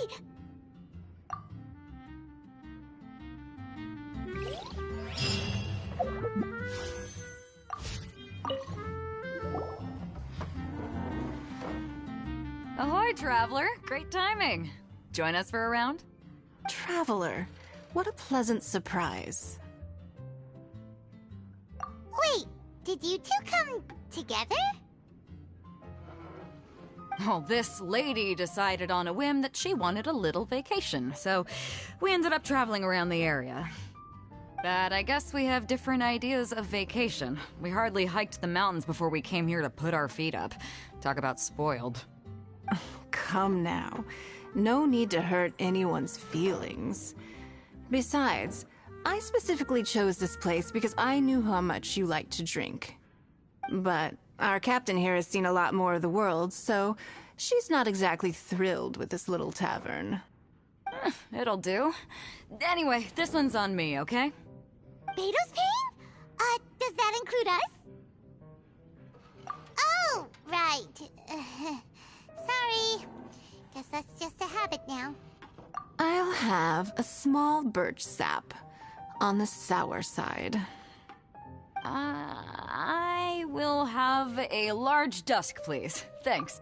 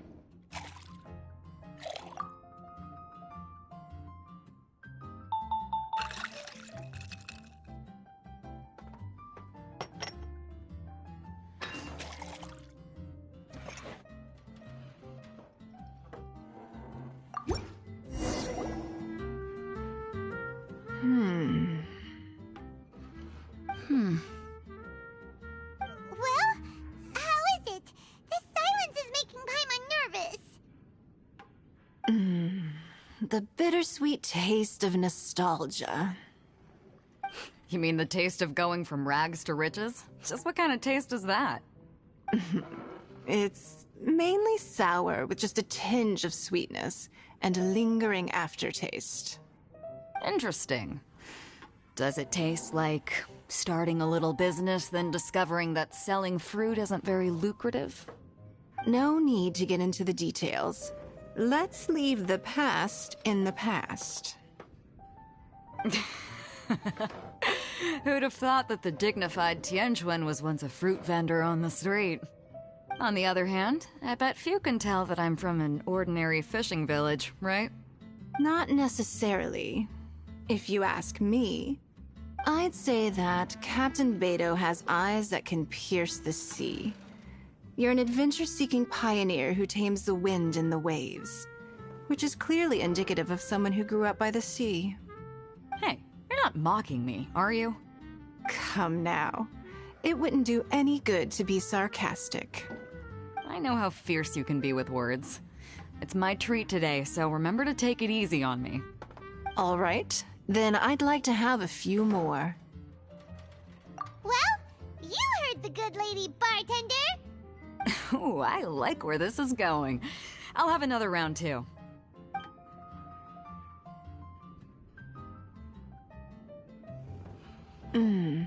Mondstadt's fresh fruit juice is hard to top. I wish I could enjoy some every day. Are you serious? Don't tell me you're gonna open a Sunsetia trade route now. An interesting proposition. Wait, really? I'm just joking, of course. There's already a whole industry established for that. They don't need me muscling my way into their business. Thanks for the drinks today. If you'd ever like a cushy job, I'd enjoy having you as my personal bartender. You're also welcome aboard the Alcor. The crew loves to drink. You could come feast with us. I promise you'd have a blast. My. Captain Beidou, are you competing with me for talent? That's hardly necessary. You may simply stop by the Jade Chamber whenever you want the Traveler to mix you a drink. Is it Paimon? Or does it sound like they think you work for them?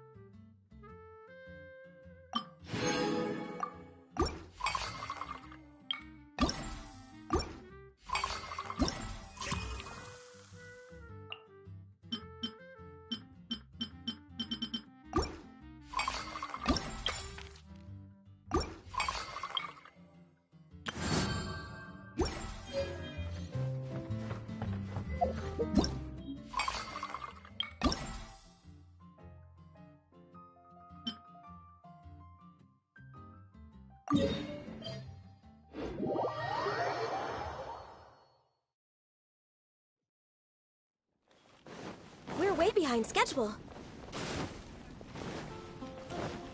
Next on the agenda...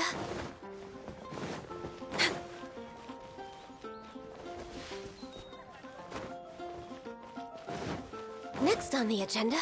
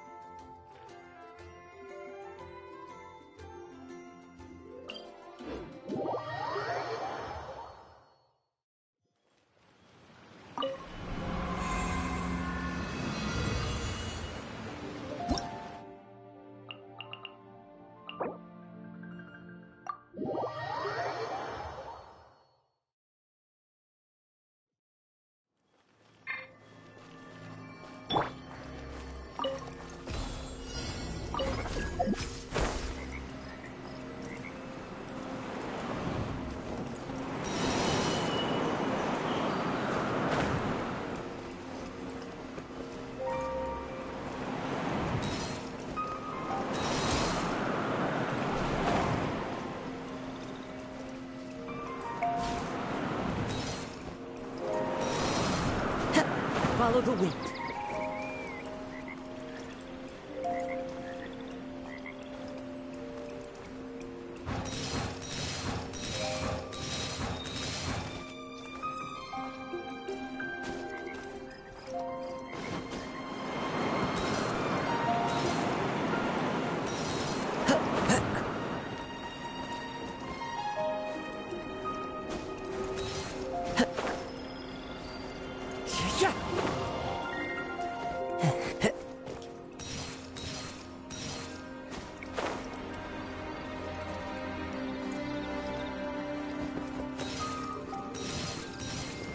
Time to go.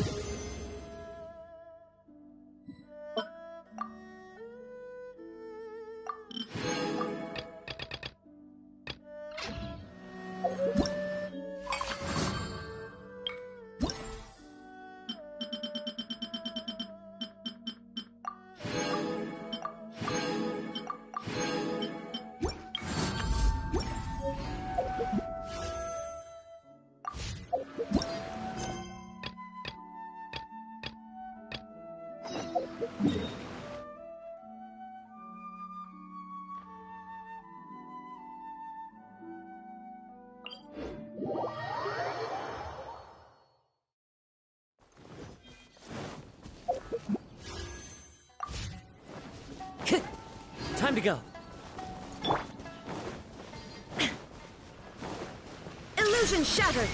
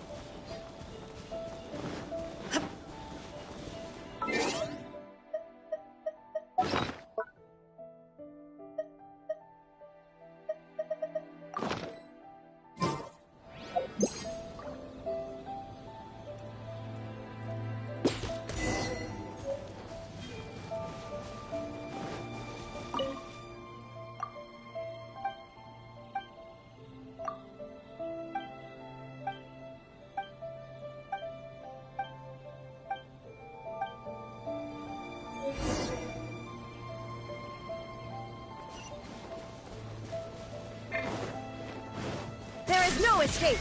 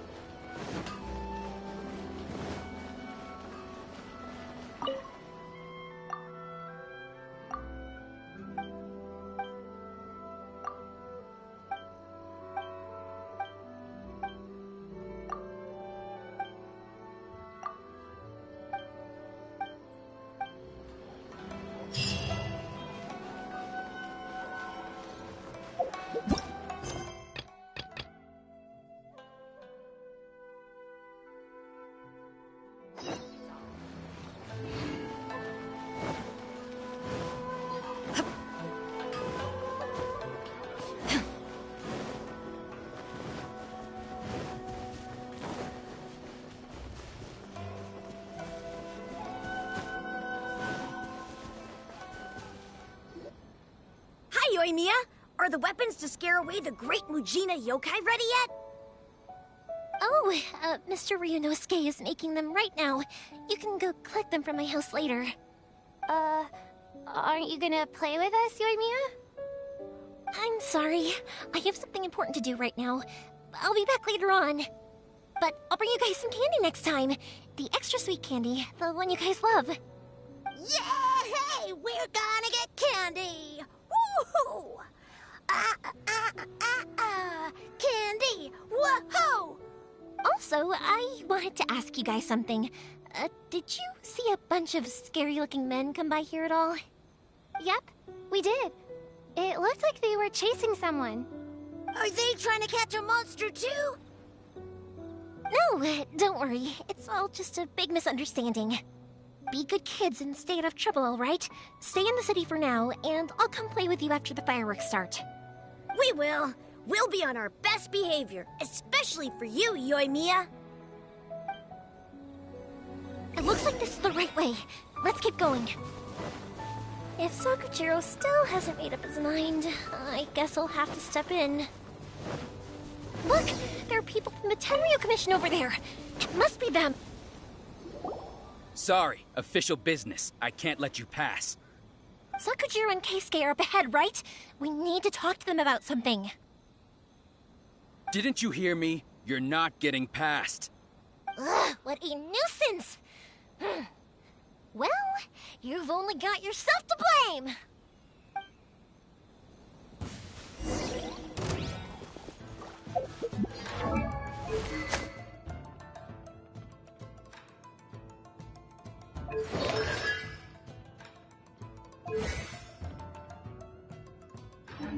Time for a light show! I must withdraw.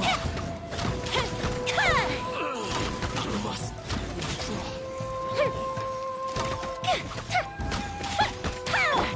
I'm going in! Get out of here! Blaze over!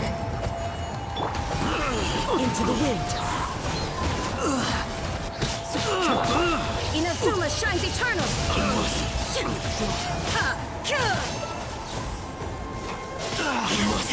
withdraw. How dare you impede the work of the Tenryu Commission? You will be punished for your actions. There is nowhere you can escape justice. Not even at the edges of the world. Look at that! The one with the loudest mouth had the fastest feet. We can't waste any more time on these guys. Let's push on. They should be just ahead.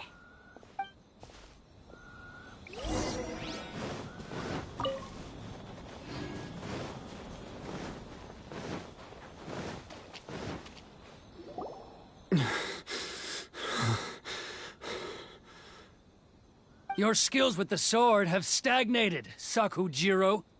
You should have known that you stood no chance against me in a duel. I never imagined I'd fall into your hands.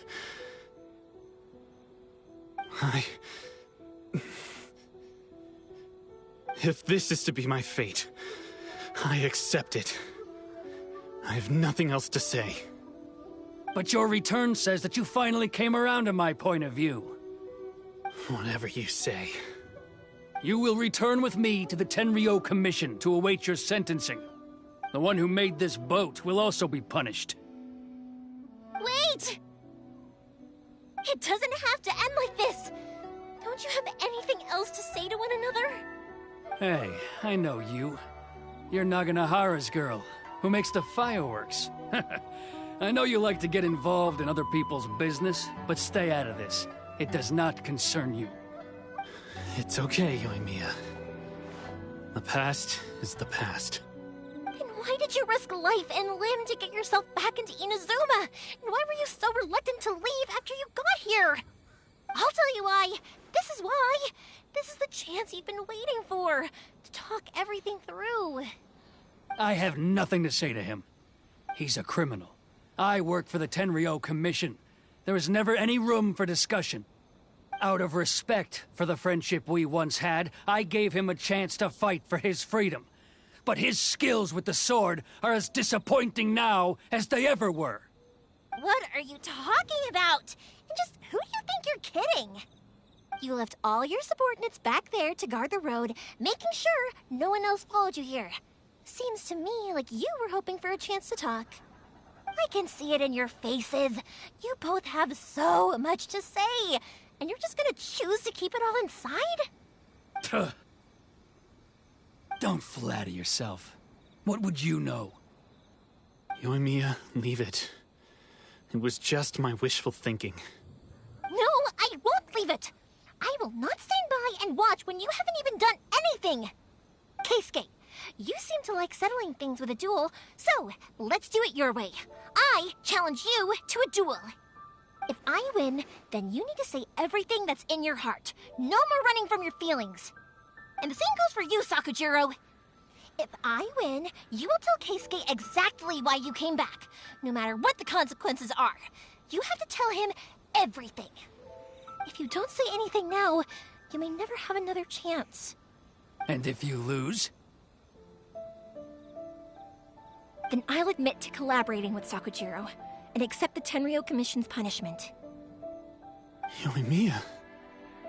I accept. Let's settle this with a duel. Sir, we're here to back you up. Back up? Duels are supposed to be one-on-one! All right, that's it! Let's help Yoimiya! We can't let her fight them all alone!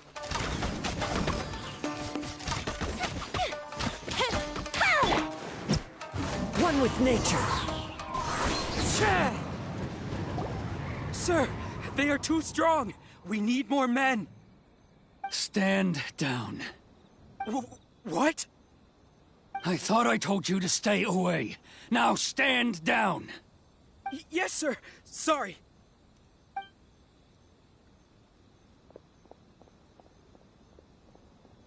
Young lady, you are just as obstinate as Sakujiro was back then. Why were you so convinced that we had things to say to each other? Because Sakujiro may not have told me about you when he came back, but he did order a firework from me. Then, your parents told me about what happened between you when you were younger. Once I'd heard the story, I realized that the firework meant something special to you both. And that's why I simply refuse to believe that you have nothing to say to each other. Nobody sets off a firework to feel lonely, do they? The reason I came back is that I felt lost. It wasn't that I'd changed my mind, I just felt that what I'd done in the past was to try to escape from reality. I saw the freedom of Mondstadt, the contracts of Liyue, the wisdom of Sumeru, and the justice of Fontaine. It all left a deep impression on me.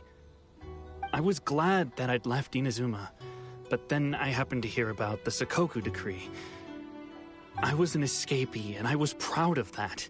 What I should have tried to do is take the good things from the outside world and bring them back home.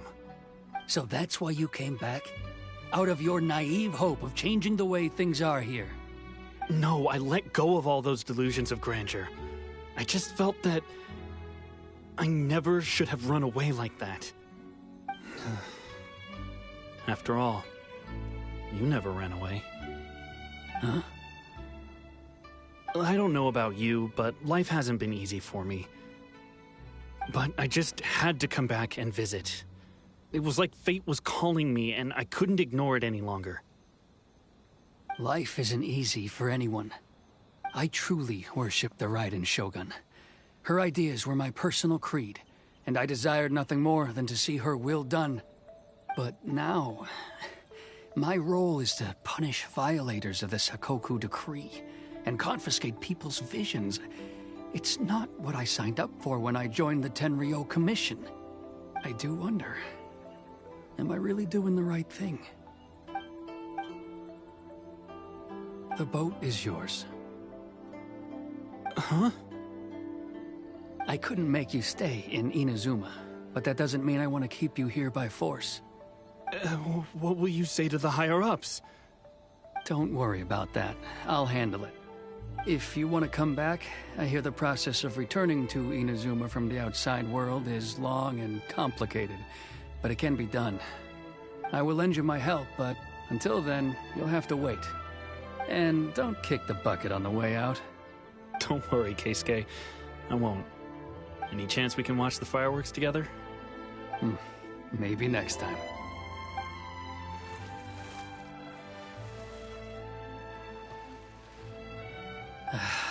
I'll be demoted for sure. It's not like me to give in to childish sentiment like this. I can't explain why I went through with it. It's the one that Sakujiro planned on using for his escape. I asked Yoshitaka and the others to transport it here, citing the temporary contraband storage clause. Forcing Sakujiro to this spot was also something I had planned all along. It's just like you said, Yoimiya. Even though I hadn't fully made up my mind, my actions betrayed my intent. But I think you did the right thing. And look, now you've managed to resolve the grievance in your heart by talking about it. I understand now. Thank you. I didn't know you were quite so perceptive. You saw right into what I was thinking. That's only because I know your parents so well. They're both really nice people, so I didn't think the apple would fall too far from the tree. I had heard there was a new Naganohara running things these days. Little loud and reckless, maybe, but you live up to the family name. By the way, Naganohara fireworks can reproduce the firework that the two of us set off back then, right? Would you be able to make one for me? Sorry, no can do. Without the slipper reference, I can't make the same one again. And I'm afraid Sakujiro is the one with the slip. Ah, I see. Never mind then. Don't get too down just yet, though. I mentioned that Sakujiro ordered a firework from me, didn't I? I can't make another one, but I'm guessing Sakujiro probably won't be needing his anymore. It'd be a shame for it to go to waste, so I'll make an exception and let you set it off instead. Thank you very much. No worries. And don't miss out on the start of the fireworks show. Yoimiya! The way you took command of that whole situation was amazing! What can I say? I like to talk. I'm a strong believer in the power of words. If you're not willing to communicate, then the problem just sits there. If you just keep staring at it without doing anything, eventually you'll watch every last opportunity to resolve it slip away before your eyes. Sakujiro and Keisuke can't turn back the clock in their relationship, but that's no reason to live with remorse. Anyway, follow me. I'll bring you to the perfect place to watch the fireworks. My pops will set off the firework that I wanted to give to you.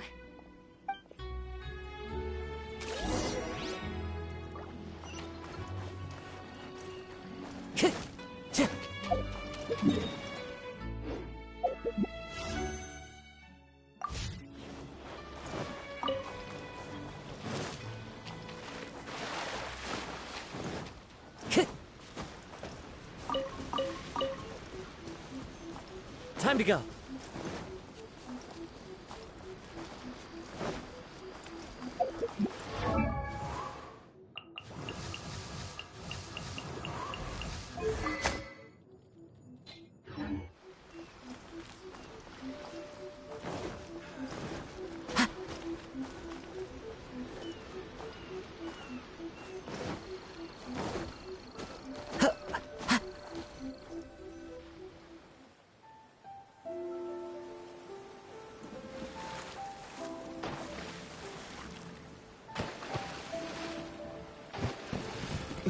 Huh?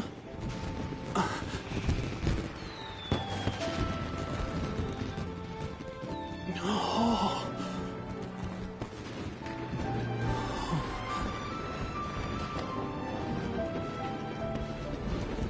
Oh, it's...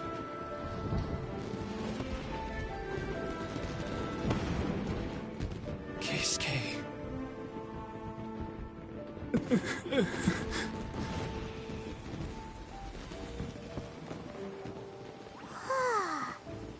So, Yumiya, these fireworks, what do they mean to you? Yumiya? Shh. Huh? Oh.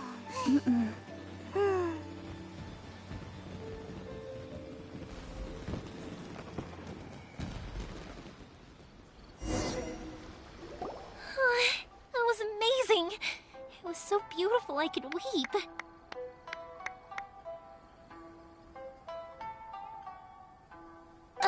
I didn't actually cry though, right? I just feel a bit misty-eyed. Oh, remember that big one that went up first? The gold one? That's the one I had Pops make for you. Oh, Paimon saw it! It was one of the best ones! They won't forget that anytime soon! That's what I wanted to hear. I was hoping it would leave a deep impression on you guys. No matter where your journey takes you, and no matter what hardships might lie ahead, I hope you'll always be able to look back fondly on the fireworks you saw tonight. I believe that as time goes by, this firework will only grow brighter and more beautiful in your heart. Oh, and also, you're technically my customers now. Here, this is your paper slip. If you ever... You know, Yumiya, you seemed to turn into a completely different person during the fireworks. You were so quiet, and it was like you couldn't hear anything at all. Oh, I can hear you. I just have a habit of being silent while I'm watching fireworks. Quietly watching something you made with your own hands rise into the sky feels like a sacred ceremony to me. You asked me what fireworks mean to me, right? Yep. Well, for Koichi, who built the boat for us, and his friend, Third Sis, fireworks commemorate friendship. For Keisuke's parents, they commemorate marriage. And for Keisuke and Sakujiro, they were commemorating... Oh yeah, right, beliefs! As for me, to be honest, even though I've thought about it countless times before, I still haven't found an answer. Seriously? Huh. Paimon was expecting something deep and philosophical. Well, no one's ever asked me this before, so I've never really settled on an answer. It was by chance that I happened to be born into the Naganohara family, so it was by chance that I ended up learning this craft from my pops. It's also by chance that I've met so many people, learned so many things, and discovered that people associate watching fireworks with the things that are most precious to them. Fireworks that disappear in a flash of light are probably the furthest thing away from the eternity that our shogun desires. But people's feelings don't just disappear, and it's those feelings that give fireworks their purpose. If nobody wanted to watch fireworks, then they wouldn't exist. Also, consider this. You have to have the Naganoharas because so many people are emotionally invested in the existence of fireworks. If we didn't exist, their wishes would go unfulfilled, wouldn't they? You know, I don't really think about complicated things like this very often. But I'm proud that I was born into the Naganohara family and have the chance to make so many pretty fireworks.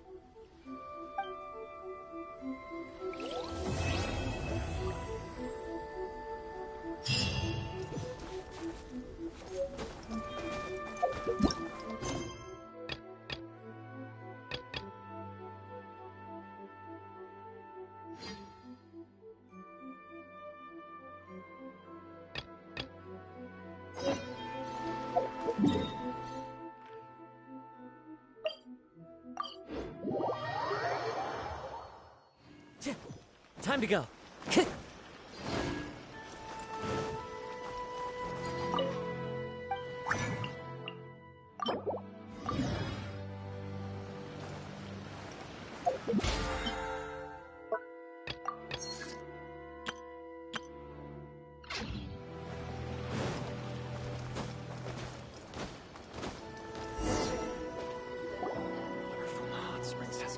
powers to heal your body and soul. This must be... It's a festival promotion! Hey, speaking of, we haven't been anywhere fun since we arrived in Inazuma. No, what made you think that? Festivals are a common occurrence here in Inazuma. We in the Yashiro Commission are very well acquainted with these sorts of customs. Each season brings its own festival, and each festival in turn brings a fresh challenge to the task of maintaining public order. So, while festivals are undoubtedly joyous and lively occasions, for us, they are also a cause for concern. Oh, my apologies. I should stop thinking about work. This is hardly relevant to the matter at hand. This store here is the place I wanted to visit. Oh, so you weren't checking out the promotion? Well, let's take a look inside then. Welcome. I have all the latest styles. Please take a look.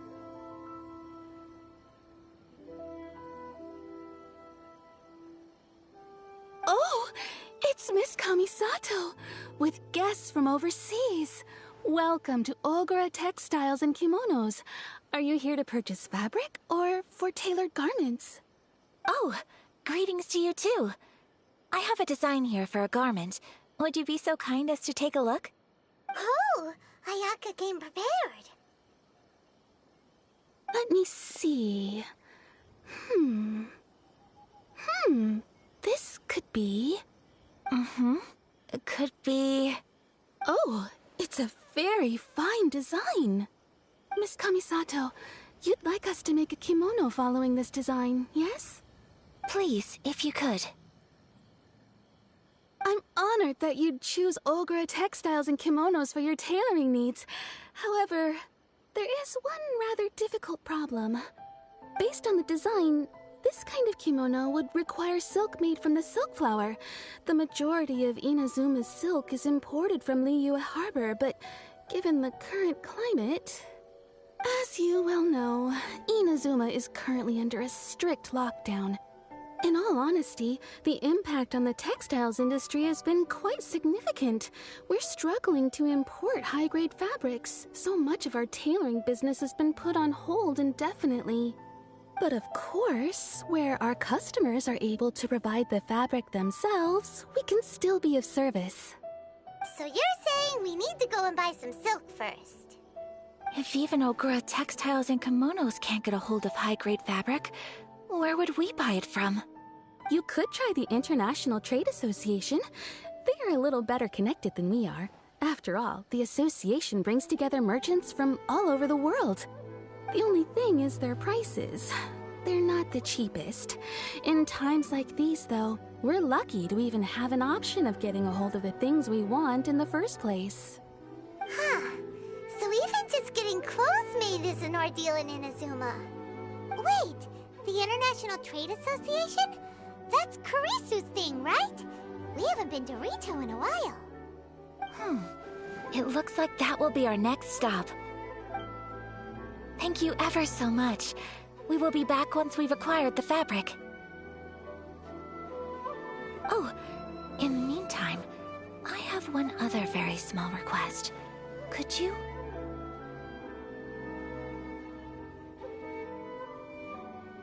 Why is she being so secretive all of a sudden? Absolutely. Much obliged. My pleasure, Miss Kamisato. Honestly, I'm just as excited as you to see the end product. We haven't made a silk kimono for the longest time now, and this is a beautiful design. That's very kind of you, thank you. Goodbye for now. Traveler Paimon, let's try our luck at the International Trade Association.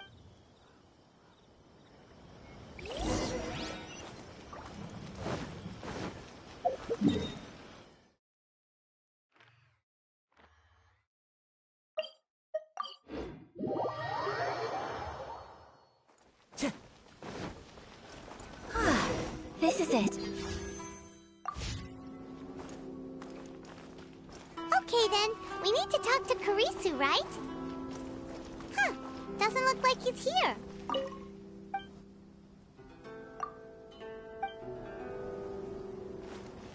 Look!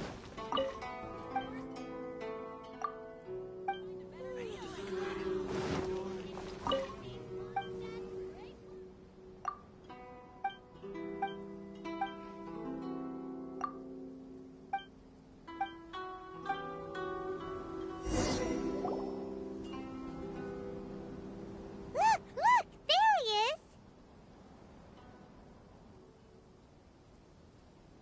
Ah, looks like we found him.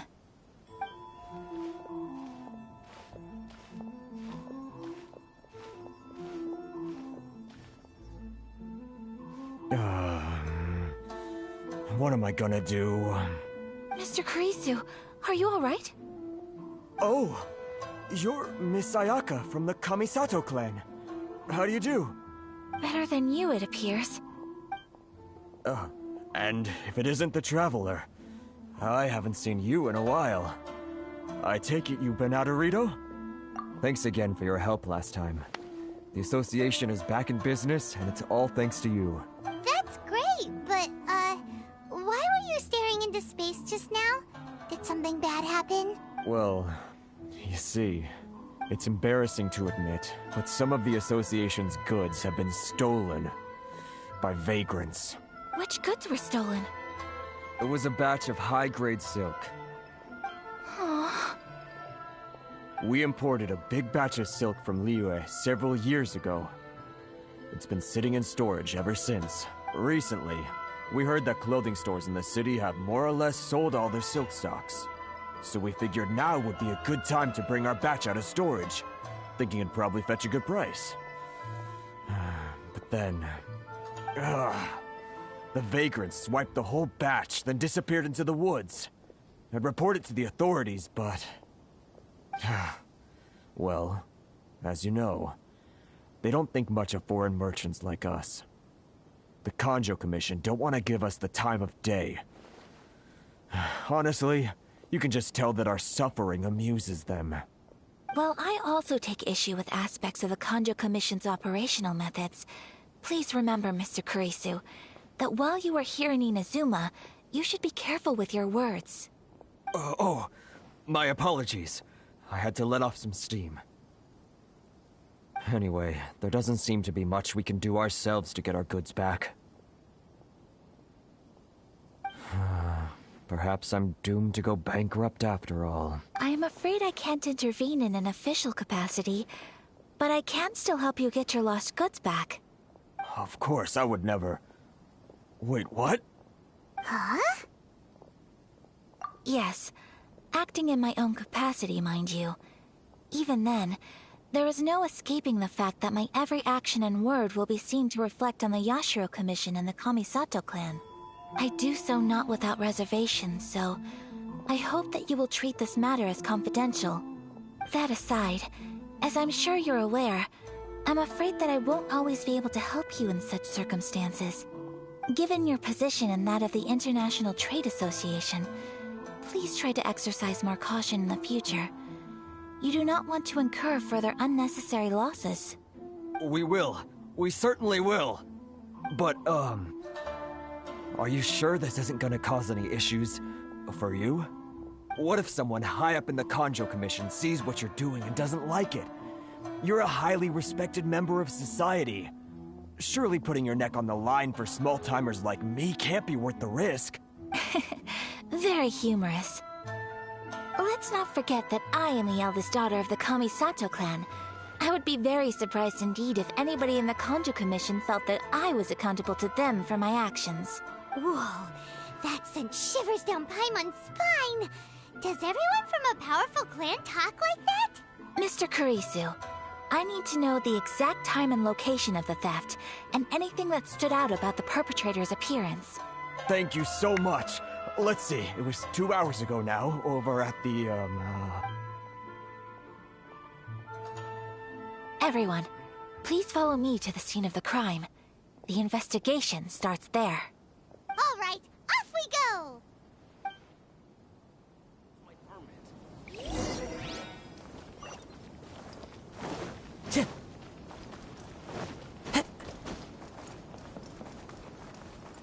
Narukami Island is up ahead. Cannot pass without...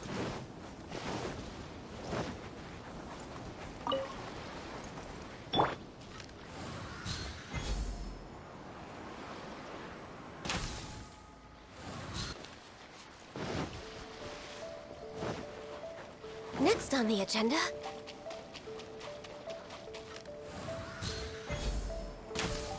Yeah. The wind knows me.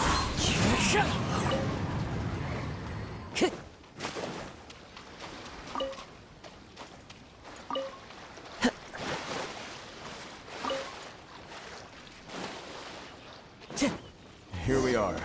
This is where we were robbed. Hey, look on the ground. What are those? Huh? Footprints. Very deep ones at that. Leading towards the forest. Presumably the depth suggests that they were carrying something heavy. Let's see where they lead.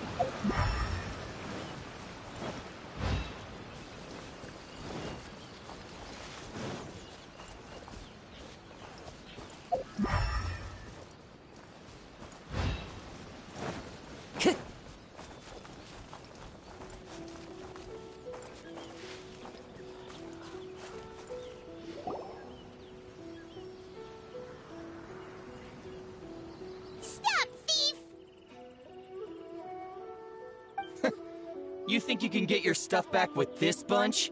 You must be dreaming. Why, you better hope you have the courage of your convictions. Why wouldn't I, old man? Answer me this. You're one of those Outlander merchants, right? You trade association types are worms, coming over to our land, leeching off our people. Who's gonna leap to your defense, huh? Tell me, who's gonna stick their neck out for the likes of you?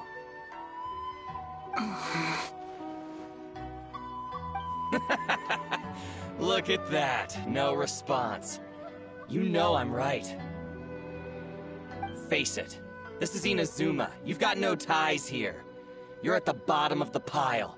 Can you really blame us for walking all over you? You are despicable. Hey! I just had an idea. Since you came all this way, how about we do some business? Business? Pay up, and you can take your fabric back. Sound good? If you ask me, it beats walking out of here with black eyes and a broken nose. You're just a big bully. What choice do I have? Wait. Mr. Kurisu, please do not pay any money to this man. But... I trust you remember our agreement? If you keep your lips firmly sealed, I too shall uphold my end of the deal. Oh, yes, of course. Then please stand well back where it is safe. Now, it is time for me to honor my word!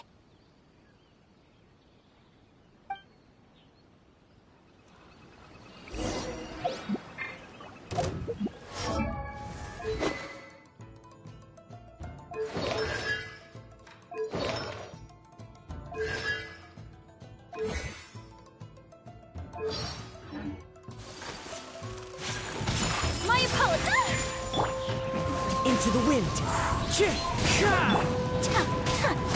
The fairy! Boom! Say no more! Shoot the fairy! Want a taste of my hammer? It's my lucky day! All hail! Come on, focus! Everybody stand back! Torn to oblivion! The wrong test subject. Shoot the fairy!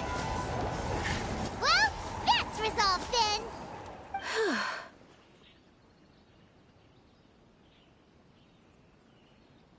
No, please, It was nothing. I was simply doing my duty. Miss Kamisato! Traveler! Are you hurt? Don't worry, we're fine. The vagrants left in quite a hurry.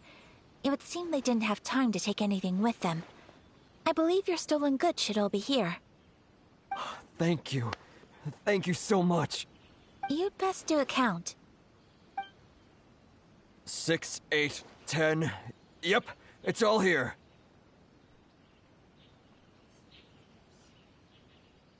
Great! Now we can finally buy some silk. Buy silk? You mean you need some of the silk here? This was indeed our intent. Don't get us wrong, though. That's not the reason we helped you out. Even if it were just a few carrots or cabbages, chances are we still would have helped you get them back. Paimon thinks we're pretty lucky. If we arrived any later, our chances of getting silk in Inazuma would have been 0. I honestly can't thank you all enough. Please, say no more. You need silk? I'll pick out a piece for you right away.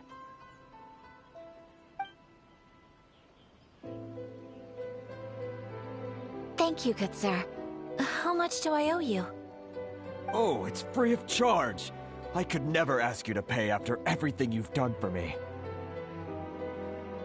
No, that will never do. Things cost what they cost, and what they cost is what I shall pay. Merchants already have enough challenges to deal with, and as Paimon explained, my help was unconditional. Please, sell your wares to me at the price you would sell them to any other customer. There is nothing to feel distressed about, because nothing, I repeat, nothing happened here in these woods today, did it? Thank you. I don't think I could ever repay you. You have helped me greatly, and I will never forget it. I'm afraid we must part ways. I must get these goods back to the association. If you ever need anything at all, just come to the International Trade Association and ask for Kurisu. Very well. And thank you for the silk, Mr. Kurisu. See you then! Bye! Safe journey home! Don't go getting robbed again! Traveler, thank you for stepping in to help out. But how come those vagrants didn't seem to know who you were? They must move in completely different circles. Maybe they've never seen anyone from the Kamisato clan before. Perhaps. Either way, I'm glad they didn't recognize me. The fewer people who know what happened today, the better. It's not every day an important person like you helps out someone like Kurisu. It really shows what a great person you are. Oh, your praise is quite unwarranted. I merely did what anyone in my position would have done. I admit that it did feel strange for me to come to his aid. But this should have nothing to do with identity or social class. As far as I'm concerned, it was one individual helping another in need. I guess that deep down, I don't see how a society can be considered just when people encounter such obstacles in their livelihoods. Sorry, I'm getting off topic.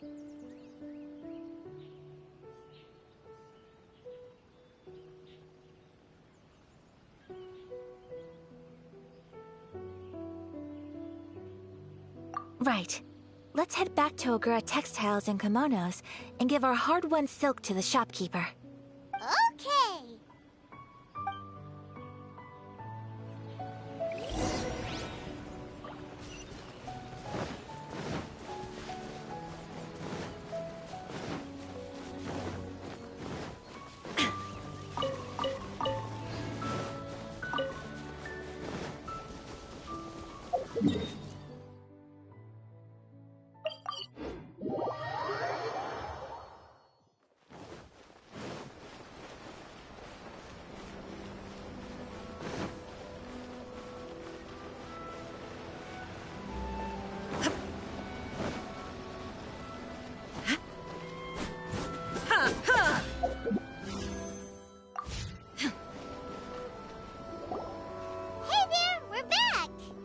Welcome back!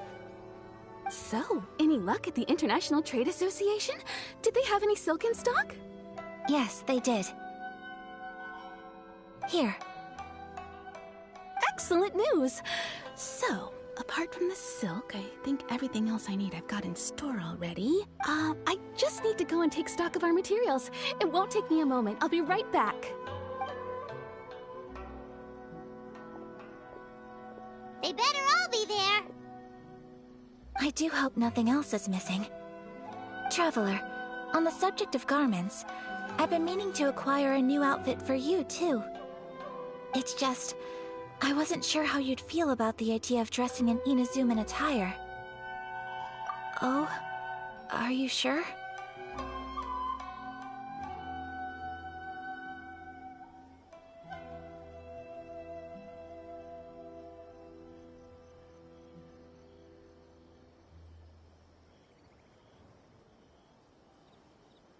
Is that so? Impressive. So travelers of your stature hold themselves to a dress code, as well as a code of conduct. More like when you're away from home, you've gotta live by certain rules to survive, whether you like it or not. But Paimon would still love to check out some Inazuman outfits.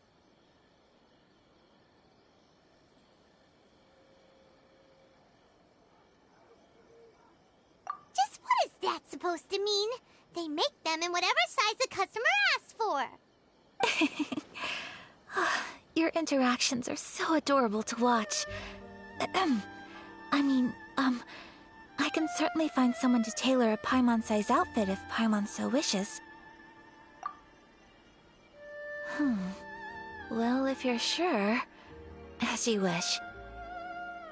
Something else I've been wondering is, how do people in other nations dress? It's so true. People dress in all kinds of ways. Some people like to wear a hood, some cover up half their face with a mask, some just straight up dress like a peacock. Oh, and some have their tummy on show. Others wear skin-tight leotards and leggings. If you can imagine it, Paimon guarantees that someone out there is wearing it. Really? So there is no single standard and people just dress however they like? So fascinating. Somehow, I feel a little envious. Wait! So you want to dress like a peacock now? No, of course not. I just mean, I admire those who are able to do as they please. I would very much like to travel across the 7 nations and see how people live. Sorry to keep you waiting. I've checked my inventory. Thank you. Is there anything else you're missing? Fortunately not. I have all the materials I need. As for the size, would you like me to go by the dimensions given on the design? Yes, please. Understood. I'll get to work shortly. In total, that'll be this much. Here you go. Is it possible to treat this as an urgent order? Well, luckily, we don't have any other urgents at the moment, so I can begin work right away. It will still take me some time, though, so please come and collect it later. Until then, I'm sure you'll find somewhere nearby to pass the time. Good idea! Let's check out the whole area. We don't want to leave any loose ends. There will be no loose ends while you're in my company. I already decided where to go while we wait. For our next stop, I'd like to take you both for a meal. Food? Oh, Paimon likes this plan. I picked the venue especially for you. A humble local eatery called Kiminami Restaurant. I thought that the relaxed atmosphere there would suit our day much better than the prohibitively formal one of a high-end restaurant. Shall we head off? Yep. Paimon can't wait!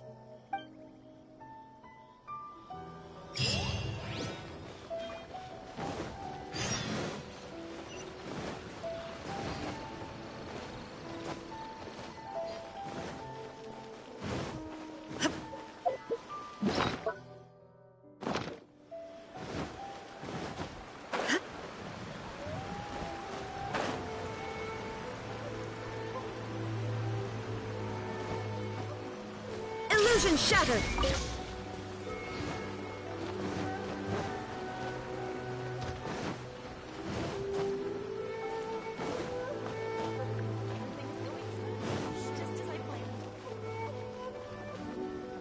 Welcome to Bonton's.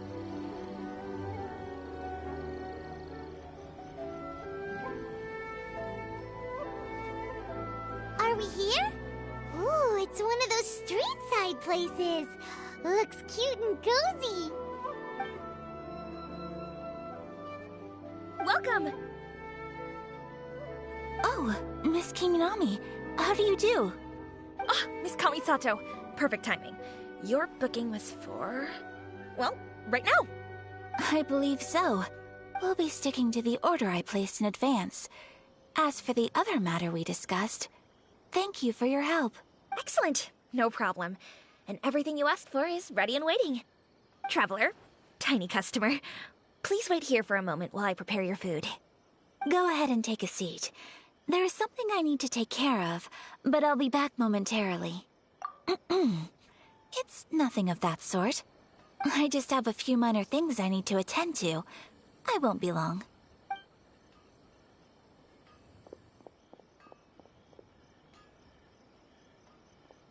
She sure left in a hurry. Whatever it is, it must be pretty urgent. So you two are Miss Kamisato's friends? Well, we serve all the classics. Sure, there are fancier-looking places out there, but the food here speaks for itself. Hope you enjoy it. Over the years we've been in business, we've gotten to know the Kamisato clan quite well. Miss Kamisato and her brother are both fond of our food. They're always sending staff down here to order something and take it back to them. Her table booking surprised me, not least because it was a group reservation. This is the first time I've ever heard of Miss Kamisato going out for dinner with friends. The first time ever? Oh, guess that makes us pretty important people, huh? Sure does. And I'm probably crossing the line here, but I'm just telling you what others have told me. Apparently, Miss Kamisato doesn't have a lot of friends. How is that possible? She's so kind and polite to everyone. Paimon would have thought that would make her really popular. That's what I used to think too. But it turns out the rules of social interaction are a bit more complicated than that. Nobody in the neighborhood has a bad word to say about her. They all say she's beautiful, elegant, graceful, not to mention that she belongs to one of the most illustrious clans in the land. In short, they see her as a model young lady. But that's just it. People look at her and they see a model of perfection, and they don't feel like that's something they can relate to. So the majority of kids from our ordinary families don't even try to talk to her. So you see, on paper, she sounds like a girl everyone would want to get to know. But in practice, she finds it difficult to make friends. Huh. Paimon never would have guessed. We don't speak all that much, but we do go quite a way back. I've always admired her for taking on so many responsibilities at such a young age. So it makes me really happy to see her here with friends today. Anyway, relax. Enjoy your meal. And please, talk to her as much as possible. Consider it a favor for the whole neighborhood. Look after her for us. Huh? That sounded like Ayaka!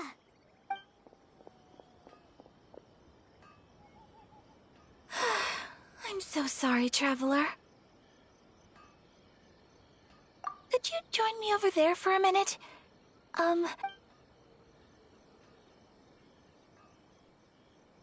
sorry. I didn't want to drag you away all of a sudden. I, just had a cooking catastrophe. Oh, so that loud noise we heard came from the cooking pot. As you can see, this house is right next to the restaurant. It's where the owner lives. Actually, this whole compound is the family's private property. I asked Miss Kiminami to prepare some ingredients and utensils for me so that I could cook a special dish here. Right! If there's something you want to eat, you could just order it from the menu. Actually, I wanted to cook something as a gift for Tsubaki. My mother mentioned in her notebook that Tsubaki enjoys food from all over the world. So I thought, if I'm going to meet Tsubaki, perhaps a dish from overseas would make a fitting gift. A dish from overseas? So anything from outside Inazuma counts, right? If so, then we've got lots of options, don't we? That's what I was thinking. You must have picked up a lot of knowledge about different cultures on your travels. Hopefully including regional cuisines. Can I leave you to finish this task then? Just great. But what kind of overseas dish would make a suitable gift? Oh, Paimon knows! There's one dish out there that was practically created for this purpose! Pizza! Pizza? It's an assortment of toppings, and sauce spread over a bread base and cooked in the oven. And it's so good. That does sound pretty good.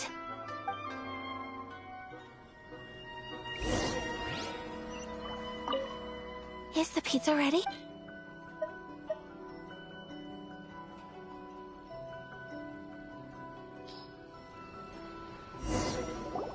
Oh, it's ready. It smells delicious.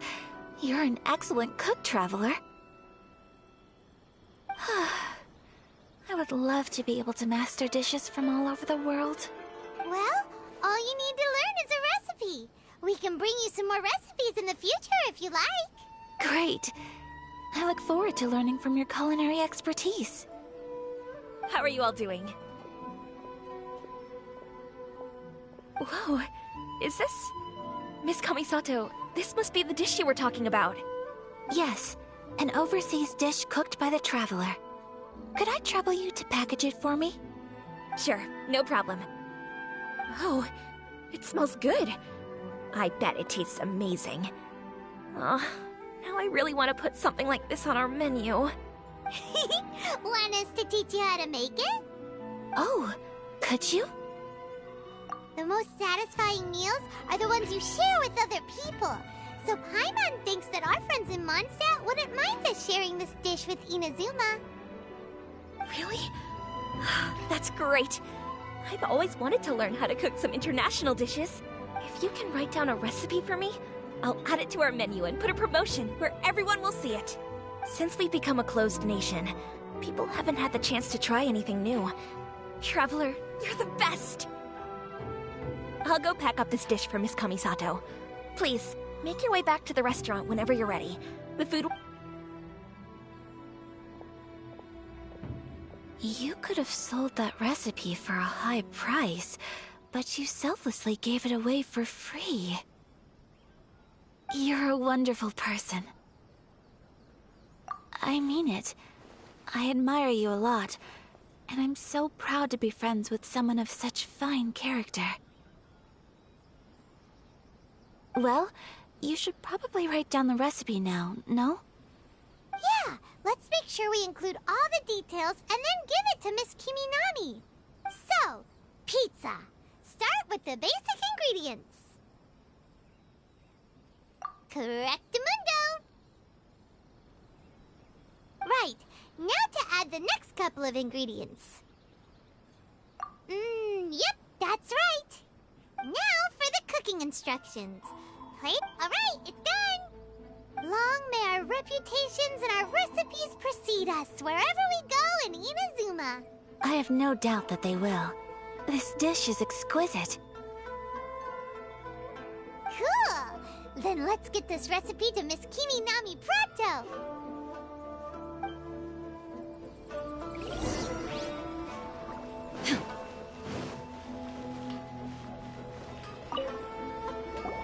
Hey! Have you written out the recipe? Here it is. Thank you! Wowie! This is so exciting. I want to make it right away. Traveler, Paimon, please accept my sincerest apologies for delaying your meal. No problem! Food always tastes better when you've worked up an appetite. Alright, let's dig in before it gets cold. Well, what do you think? Is Inazuman cuisine to your liking? It's amazing!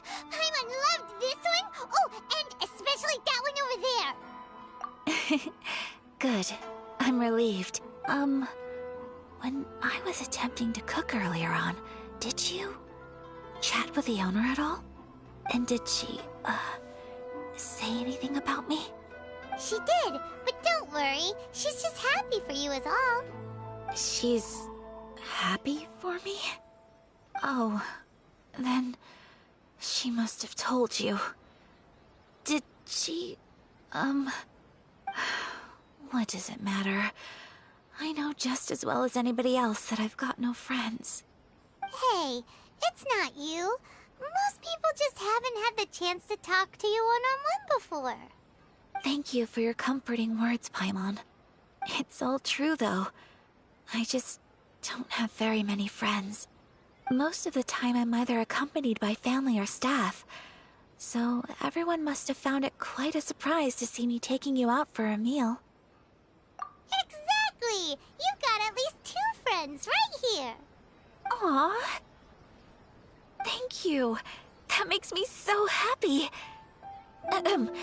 Excuse me. I'm forgetting myself. Hey now, expressing your feelings is the right thing to do. Keeping them locked away inside isn't gonna do you any good now, is it? I agree.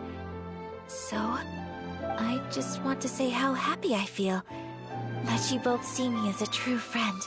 Of course we do. That's always been our style. If someone's nice to us, we're nice to them too. Friendship can go a long way. Take your mom, for example. She wrote about Tsubaki in her notebook, and now it's made you want to find them too. Yes. I think friendship is an extremely precious thing, and ours is one that I will always treasure. While we're on the topic though, who is this Tsubaki person anyway? Well, I think I have an idea, but it's just speculative at this point. I think that Tsubaki might be a fox envoy. A fox envoy? Yes, that's what I think. Even I, my mother's own daughter, had never even heard of this friend before. It just seems so mysterious. So I think it must be someone with transcendent abilities who doesn't show themselves very often. And fox envoys are nothing new. Stories have been told about them in Inazuma since ancient times. You must have met Kuji Yae before. Well, she's a fox envoy. That got me thinking. Maybe there are fox envoys out there in Inazuma that people just don't know about. And maybe Tsubaki is one of them. Whoa! So Inazuma also has supernatural beings? When you say also... Well, before Inazuma, we spent some time in Liyue. They have lots of supernatural beings there, like the Adepti. All kinds of them too. Up in the sky, down below the ground, in the water. Really? I've come across such things being asserted in books, but to hear someone talk about it from first-hand experience is extremely surprising.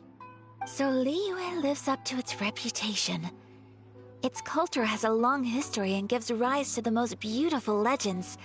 Quite captivating. You should come visit Liyue with us sometime. The best part is, they have loads and loads of delicious delicacies. Really? I would love that. Speaking of delicacies, Traveler, Paimon, have you eaten your fill? Oh, Paimon has. Excellent. Then let's collect the kimono. Then we can pay a visit to my mother's mysterious and transcendent friend.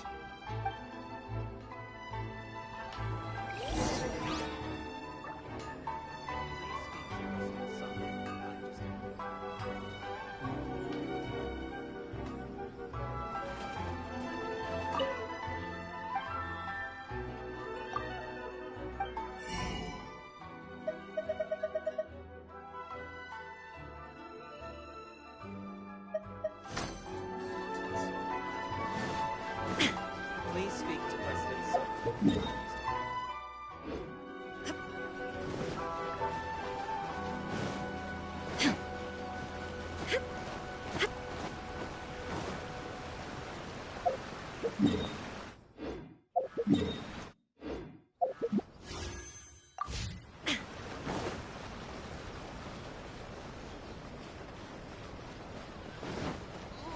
Restaurant? That place isn't even worth mentioning.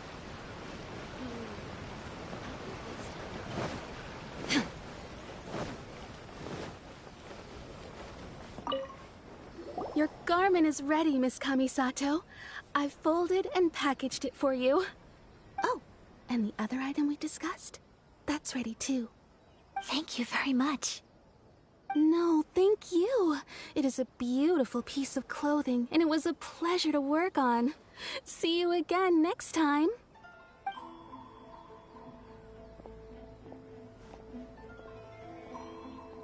Traveler, I have a gift for you. Whoa, looks super fancy. Is that for wearing in your hair?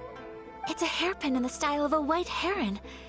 As well as a hair accessory, you can also use it as an ornament. I couldn't ask for your help and offer nothing at all in return, so this is my gift to you.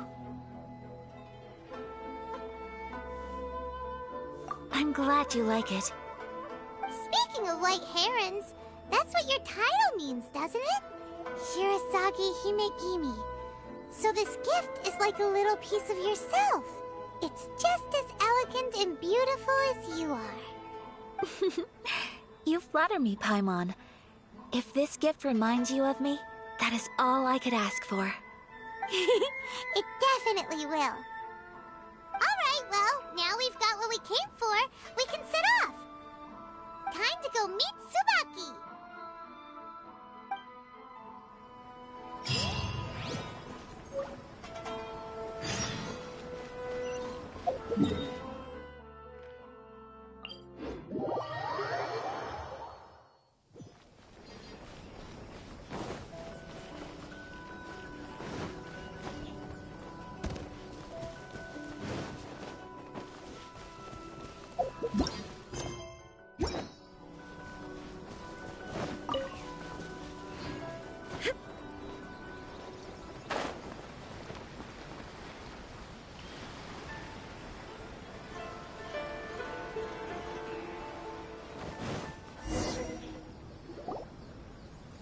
So, a transcendent being lives here? Ooh. If someone lives here, then why is it so chilly? I'm asking myself the same question. How strange. I'm quite sure that this is the location my mother wrote about, but surely... I'm starting to have second thoughts.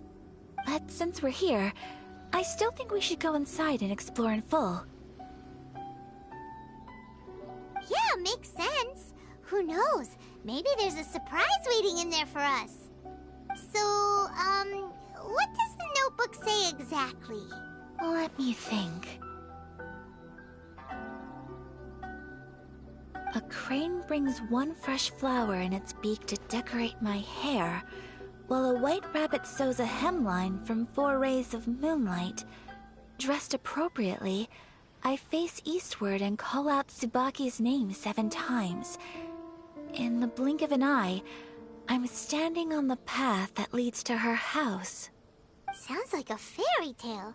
So your mom would do a little ritual, and just like that, Tsubaki would come to meet her? I have a feeling that it could be some sort of code. Let's get a little closer before coming to any conclusions. Good idea.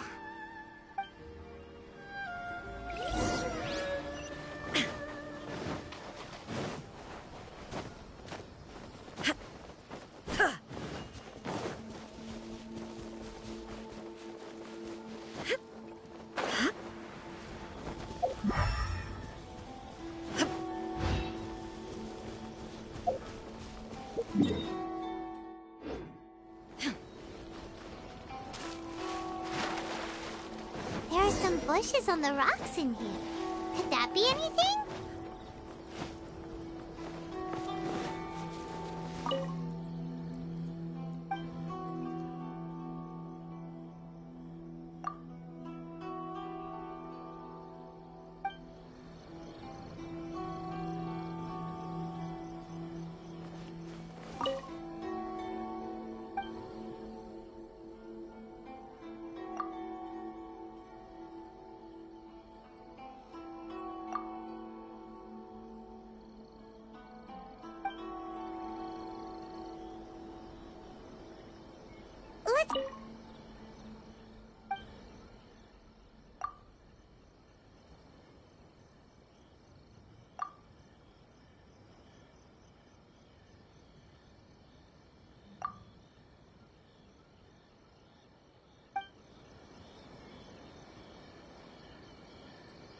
Let's recap what the notebook says. Maybe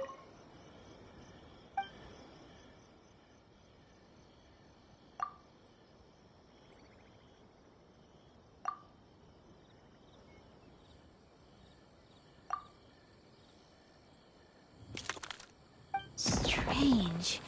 There's nothing in here. Let's keep looking around.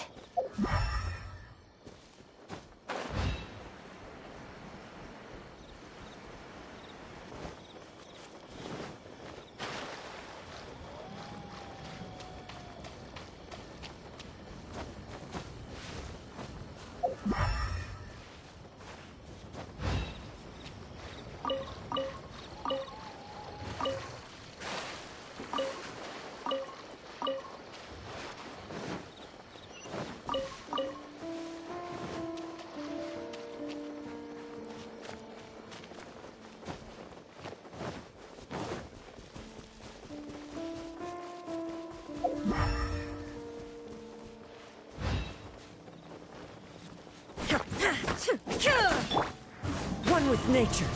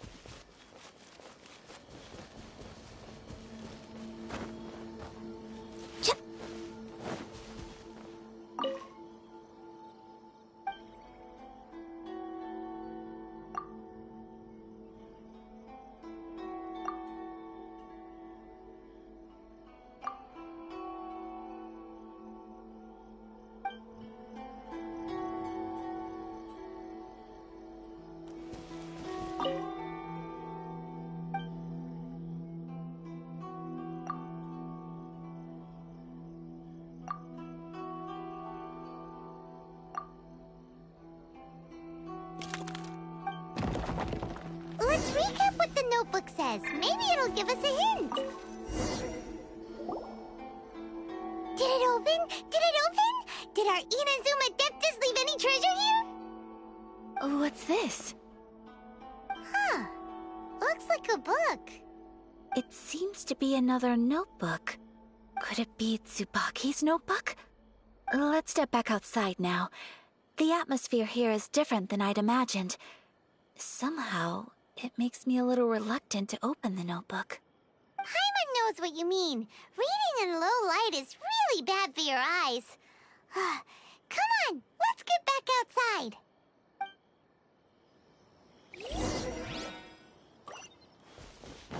We're way behind schedule. Next on the agenda...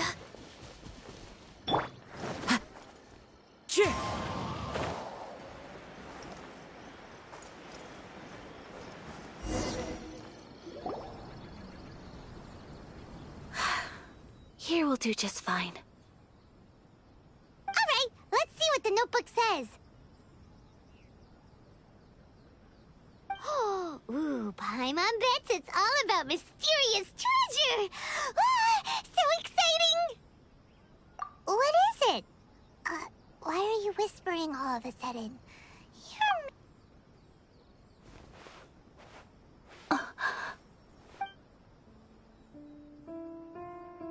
Oh, you want to let Ayaka read the notebook without distraction. Seems whatever's written in there must be pretty major after all. But, based on her expression, probably not a treasure map. What could it be?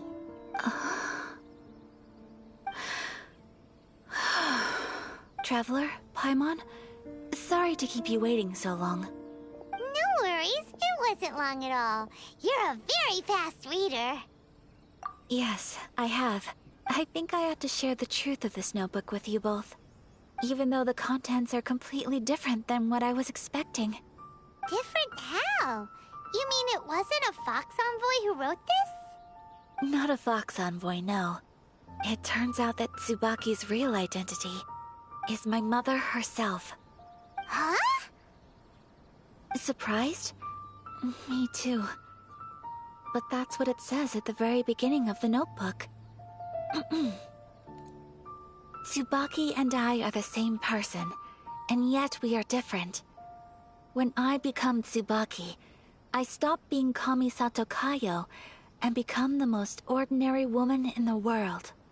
What follows in these pages is the ordinary, everyday life of a regular person. Nothing more, nothing less.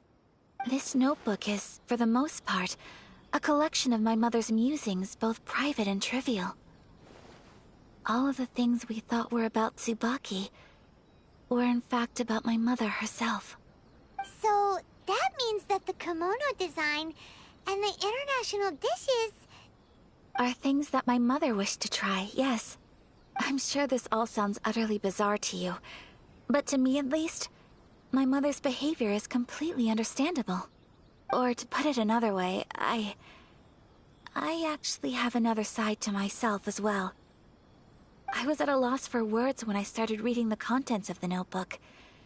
It almost felt like someone had looked inside my mind, examined my thoughts, and then written them all down on paper. Ayaka. From the moment my mother married my father, she became the mother of the Kamisato household. And with that came all sorts of duties. At the same time, the prestige of the Yashiro Commission brought its own share of responsibility. On top of that, every action she ever took was seen as representing the Kamisato clan. People were always watching her. Under such circumstances, she never had much time to do the things she really wanted to do. After my father passed away, Ayato and I took over responsibility for the affairs of the clan. We ran into all sorts of difficulties during that time. I'm not sure if people outside the clan could ever imagine what it was like. Every time I found myself up against a difficult issue, I'd ask myself, did my mother go through this too? What would she have done in this situation? Maybe it's because it had been so long since I last saw her, but somehow, all that was left of her in my mind was the side of her that inspired awe and commanded respect. But my image of her was incorrect. When I read this notebook, I realized she was just like me. Underneath whatever position she may have held, she was just an ordinary person. She liked pretty kimonos. She wanted to try food from different places. She yearned to see sights she'd never seen before. Maybe this all sounds immature to you, but I feel just the same way. I want to live life not as Kamisato Ayaka, but as an ordinary woman. Mother wrote that she'd always wanted to go to a local Inazuman festival. She said that sometimes, on a clear night, if you looked out from our house, you could see lights off in the distance. I've seen those lights too. It looks so lively with so many people. And it's so brightly lit, it makes the whole sky glow. Of course, sometimes it does make me a bit anxious from a public order perspective. But for someone of my position to just show up at a festival with no warning, it could be considered improper etiquette. Especially in my parents' generation, when the Yashiro Commission didn't have a particularly close relationship with the populace. Even if no one stopped us, the idea of the Yashiro Commission going out into the crowd, it'd certainly draw some strange looks. People would probably start thinking there was trouble afoot. Mother said that she didn't want to put people on edge. She wanted everyone to enjoy the fun and freedom of the festival. She didn't want to disturb them, and didn't have much free time anyway, so she never went. Not even once. Aw, so the kimono design, that must have been the outfit she planned on wearing if she ever did go to a festival, right? That's right. And sometimes, festivals sell international food. She wanted to try that too. I hope this isn't a disrespectful thing to say, but I never knew my mother was so in touch with her inner child. Well, that's not disrespectful at all. Paimon thinks your mom was the best of both. A big softie on the inside, and a big sense of responsibility on the outside. Without knowing it, I've ended up fulfilling several of my mother's wishes already. But going to a festival is the one thing that I cannot do for her. Perhaps this is one thing that can simply never be. I understand. Thank you. I think I realize something now. Mother and I are so similar in so many ways. The things she faced are things that I too will go on to face. She chose to place her unfulfilled wishes onto the identity of Tsubaki. As for me, I've already decided. Oh, so you decided on an alter ego too? No, I don't plan to do anything like that. I think I will set myself a new goal. To live each day without regrets. So, Traveler, Deep breaths, Ayaka. Deep breaths. Would you be at all interested in checking out an Inazuman festival? Paimon's been dying to go ever since we saw that poster! Paimon would love to go with you, Ayaka! Hey, come on, don't make fun. It's just because I used to have the same concerns my mother did. But now, I don't think I need to worry about it so much. I'm going to be true to myself and fulfill the wish that my mother and I shared. I know that you of all people can understand me going my own way on this. So, let's do this, you and me. Let's go to a festival together. Paimon wants to come! Festivals here have loads of tasty snacks too, right? Oh, and fun and games! Great. Thanks, you guys. If we head over now, we should still make it in time. Oh, good point. Today is the last day, right? What are we waiting for? Let's go!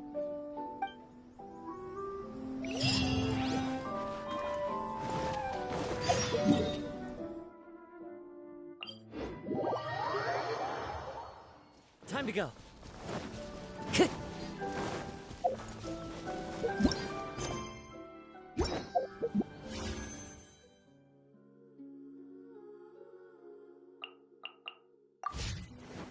Time to go.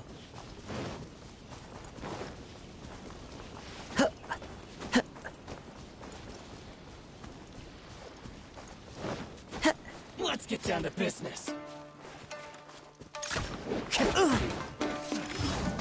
My blade! There is no escape! Finally,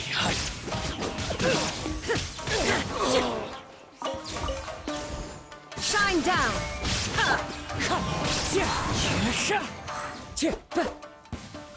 Time to go.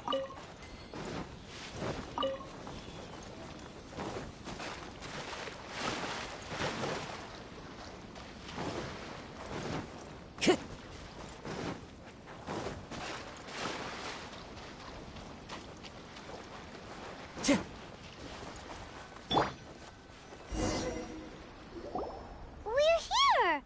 But it doesn't seem as lively as Paimon imagined. What's going on?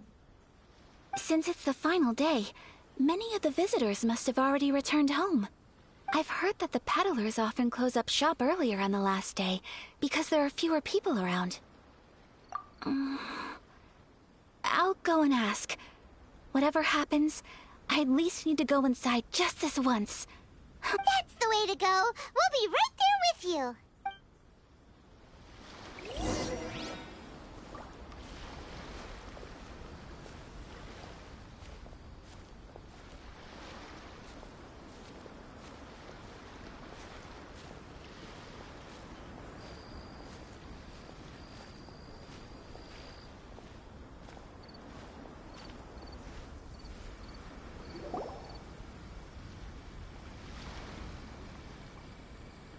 It hasn't closed yet.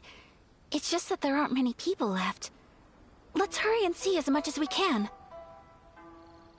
Hey, look at that stall! They have so many masks! Paimon's heard that everyone's supposed to wear a mask at these kinds of festivals. Is that rule still around nowadays, or...? That used to be the custom, yes. And today, it's still a popular way to dress up during festivals. But it's not a hard and fast rule. Hey! Is that who I think it is? Miss Kamisato, right? Oh, greetings. People seem to recognize Ayaka wherever we go. Guess that's just what it's like when you're a famous Inazuman. But of course! The Kamisato clan leads the Yashiro Commission.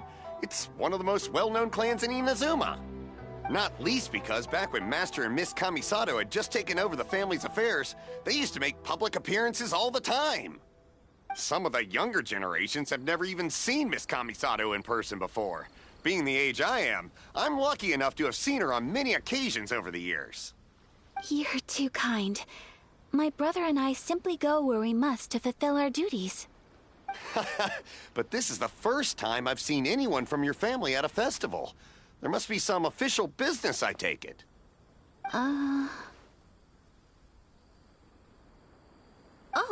there isn't actually. Today, I'm taking my traveler friend here around to see the sights. Oh, a traveler? Huh. Now that you mention it, you do look like you've come a long way to get here.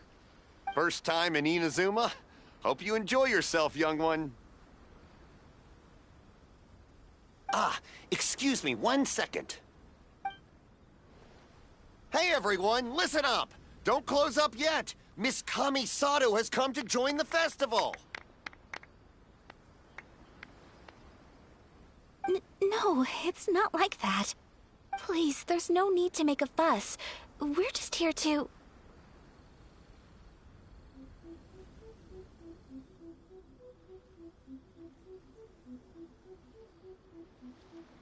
Yeah, thanks a lot, mister.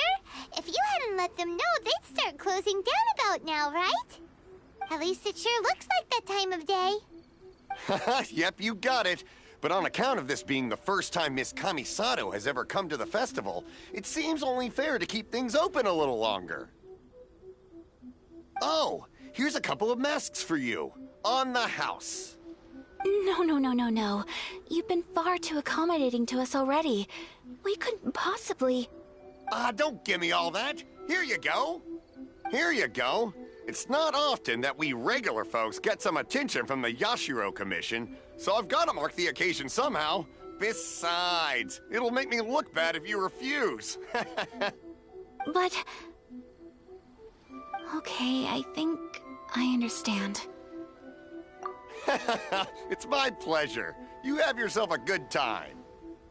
Sir, do you have anything for Paimon? Oh, hello there, kiddo.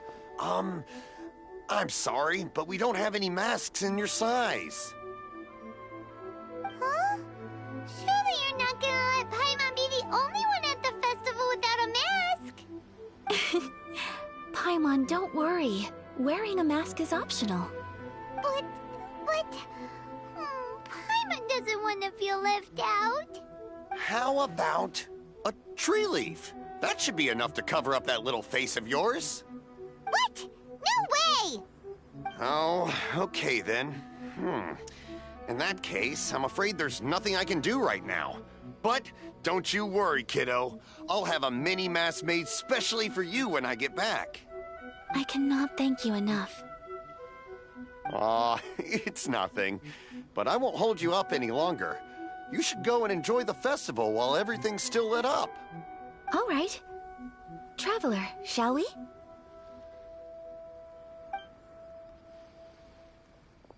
Oh, wait. Just one thing. I need to explain myself. I got a little nervous back there and I just made up any old excuse. But don't think of this as me taking you sightseeing, please. I brought you here because I genuinely wanted to spend time with you.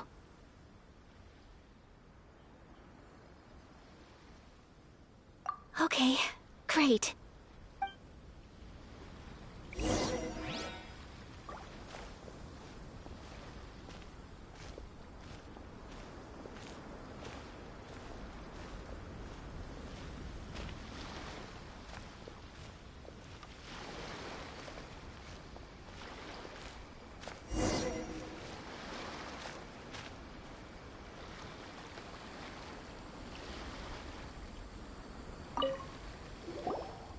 Traveler, look!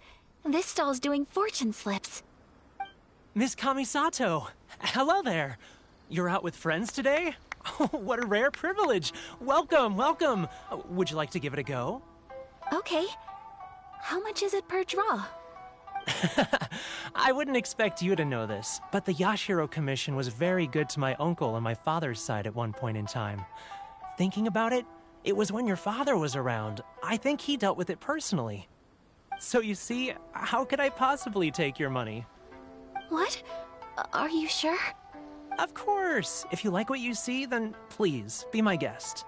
Same goes for your two friends here. Traveler? Paimon? What do you think? Seems like everyone wants to do something nice for Ayaka.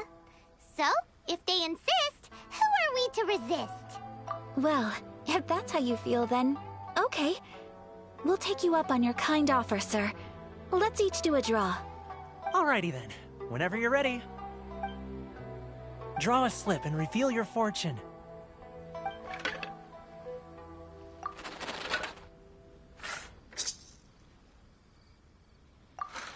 Open it up and see how you fare. Whoa! Which one did you get? Paimon got Rising Fortune. No way! We got the same one! Traveler, what did you get? Wow, you're so lucky! Ah, congratulations are in order! Here's what great fortune from the world means. Wealth shall come to you. You shall reap a bountiful harvest, and all shall transpire in line with your wishes. In other words, your good luck isn't about to run out anytime soon.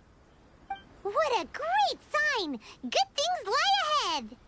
Congratulations. You all have very fine fortunes lined up. With this kind of luck, you'll certainly be able to achieve anything that you wish.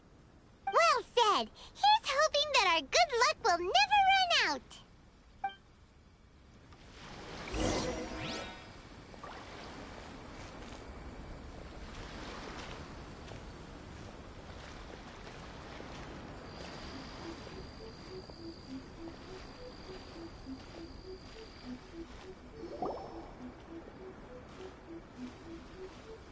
This food stall sells all kinds of Inazuman specialties.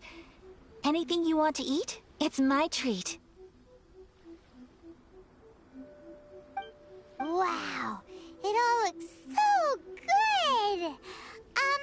Is it okay if Paimon has one of everything? Of course it is. But we don't want anything to go to waste. Let's try them one at a time. Ooh, Ayaka, Paimon wants those dango. Sure. Uh-huh, those look good too. Ooh, but so do the egg rolls. Paimon will try an egg roll too, please. All right then. I too shall have a Sakura mochi. All right, coming right up.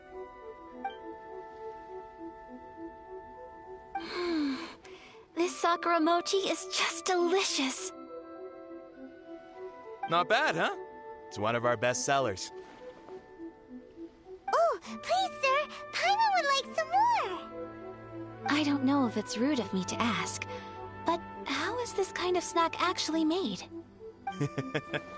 You want to try your hand at making it yourself? No problem. Just give me a second and I'll write out the recipe for you. Ooh, a new recipe? Are you sure about this? If you share the recipe, isn't that tantamount to giving away your trade secrets or something?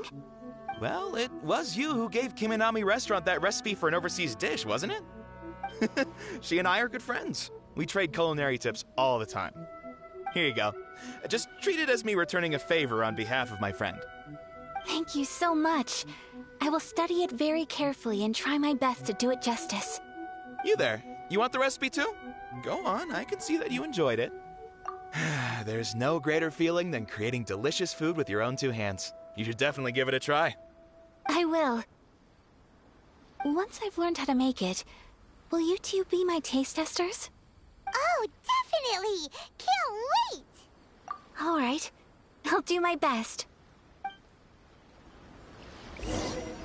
Well, we may have arrived near the end of the festival, but it super fun! Paimon approves! Yes, I agree. To spend the festival together with you today has been a truly wonderful experience.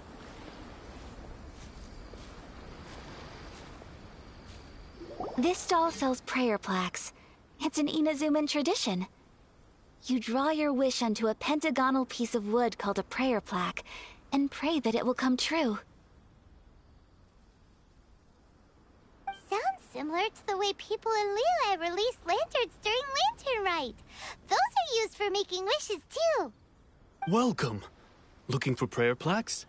Every wish is sacred, and you've still got time to make yours before the festival ends. Looks fun! Shall we give it a try? Oh, wait, there's writing and drawing involved? Ugh, count Paimon out then. Paimon's head's feeling kind of fuzzy after eating so much just now. Not the best time for an intense burst of mental activity. 2 prayer plaques, please, sir. 2 prayer plaques for the young lady. There you go. Traveler, have you decided on your wish? Yes. You can either draw a picture to represent your wish or write it out in words. Either way, once you've committed your wish onto your plaque, please hang it onto the prayer rack. Wait, so they'll be on public display? Alright, well, let's see what you got. That will do for mine. May I see yours? This is you and your brother, isn't it? It's lovely. You'll be back together one day. Paimon believes it, and you should too. I believe it too. Your wish will surely come true. And I will keep you in my prayers. Ayaka, what did you draw? Is that Tenchukaku? That's right. I wish for peace and happiness for everyone in Inazuma, and good health for my family and friends. I do hope that wish can come true. Thank you. That gives me hope. I think that might be all we have time for today.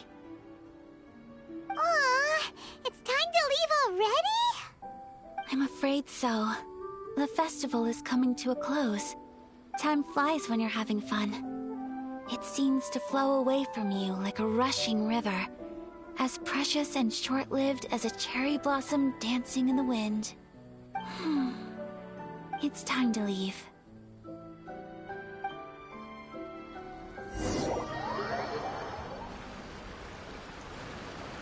Traveler, today was the first time in my life that I've ever been to a festival. You've known me for some time now. I think you understand my personality, don't you?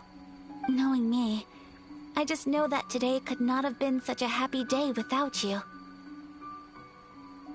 So thank you. Today really meant a lot to me. And the memories will always have a special place in my heart. Festivals are great. There aren't many rules. Everyone has that smile that comes from deep inside. And it's just so carefree and happy. If I ever get the chance, I want to go again.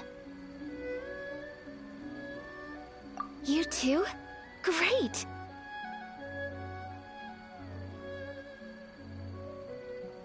You know, we're kind of similar, with both of us having a brother. Sometimes, I feel like I can relate to the determination you must have to get your brother back.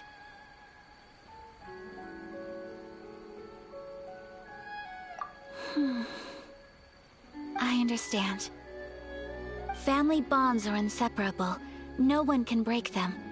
They are the most important roots we have in this world. You will find him. Come what may, you must never give up. I will always be here for you as your... as your friend. I will always support you.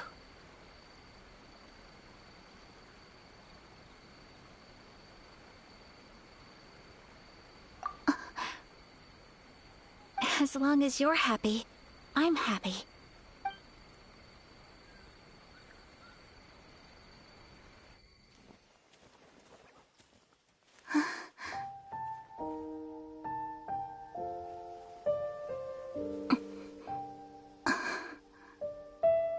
Oh, Traveler.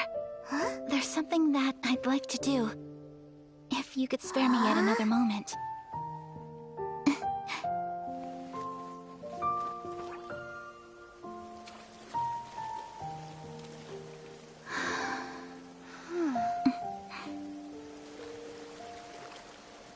Please, keep your eyes on me.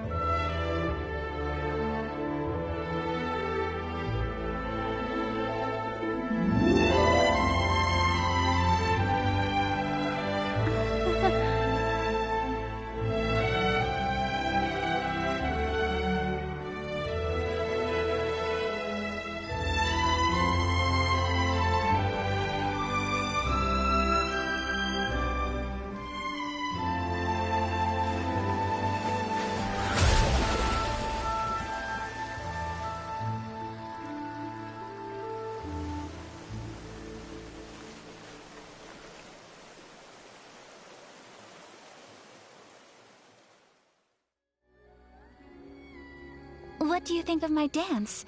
Did you like it? It was so pretty. Beautiful, elegant, and something else Paimon can't put into words. Paimon doesn't really know what it was, but it is art. I'm not very good at this kind of dance. So, as long as I didn't embarrass myself, that's all that matters.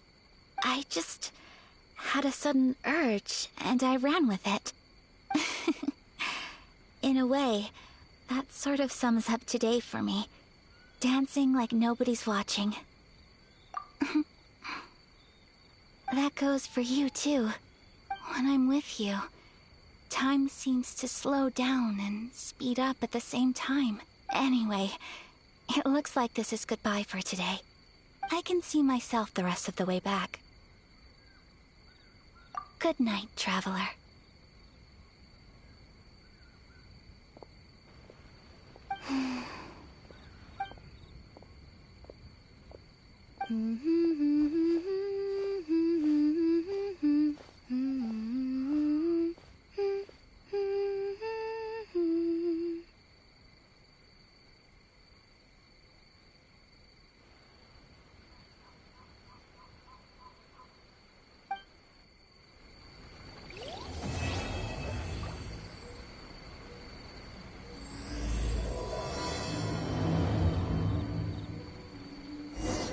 Inazuma is not...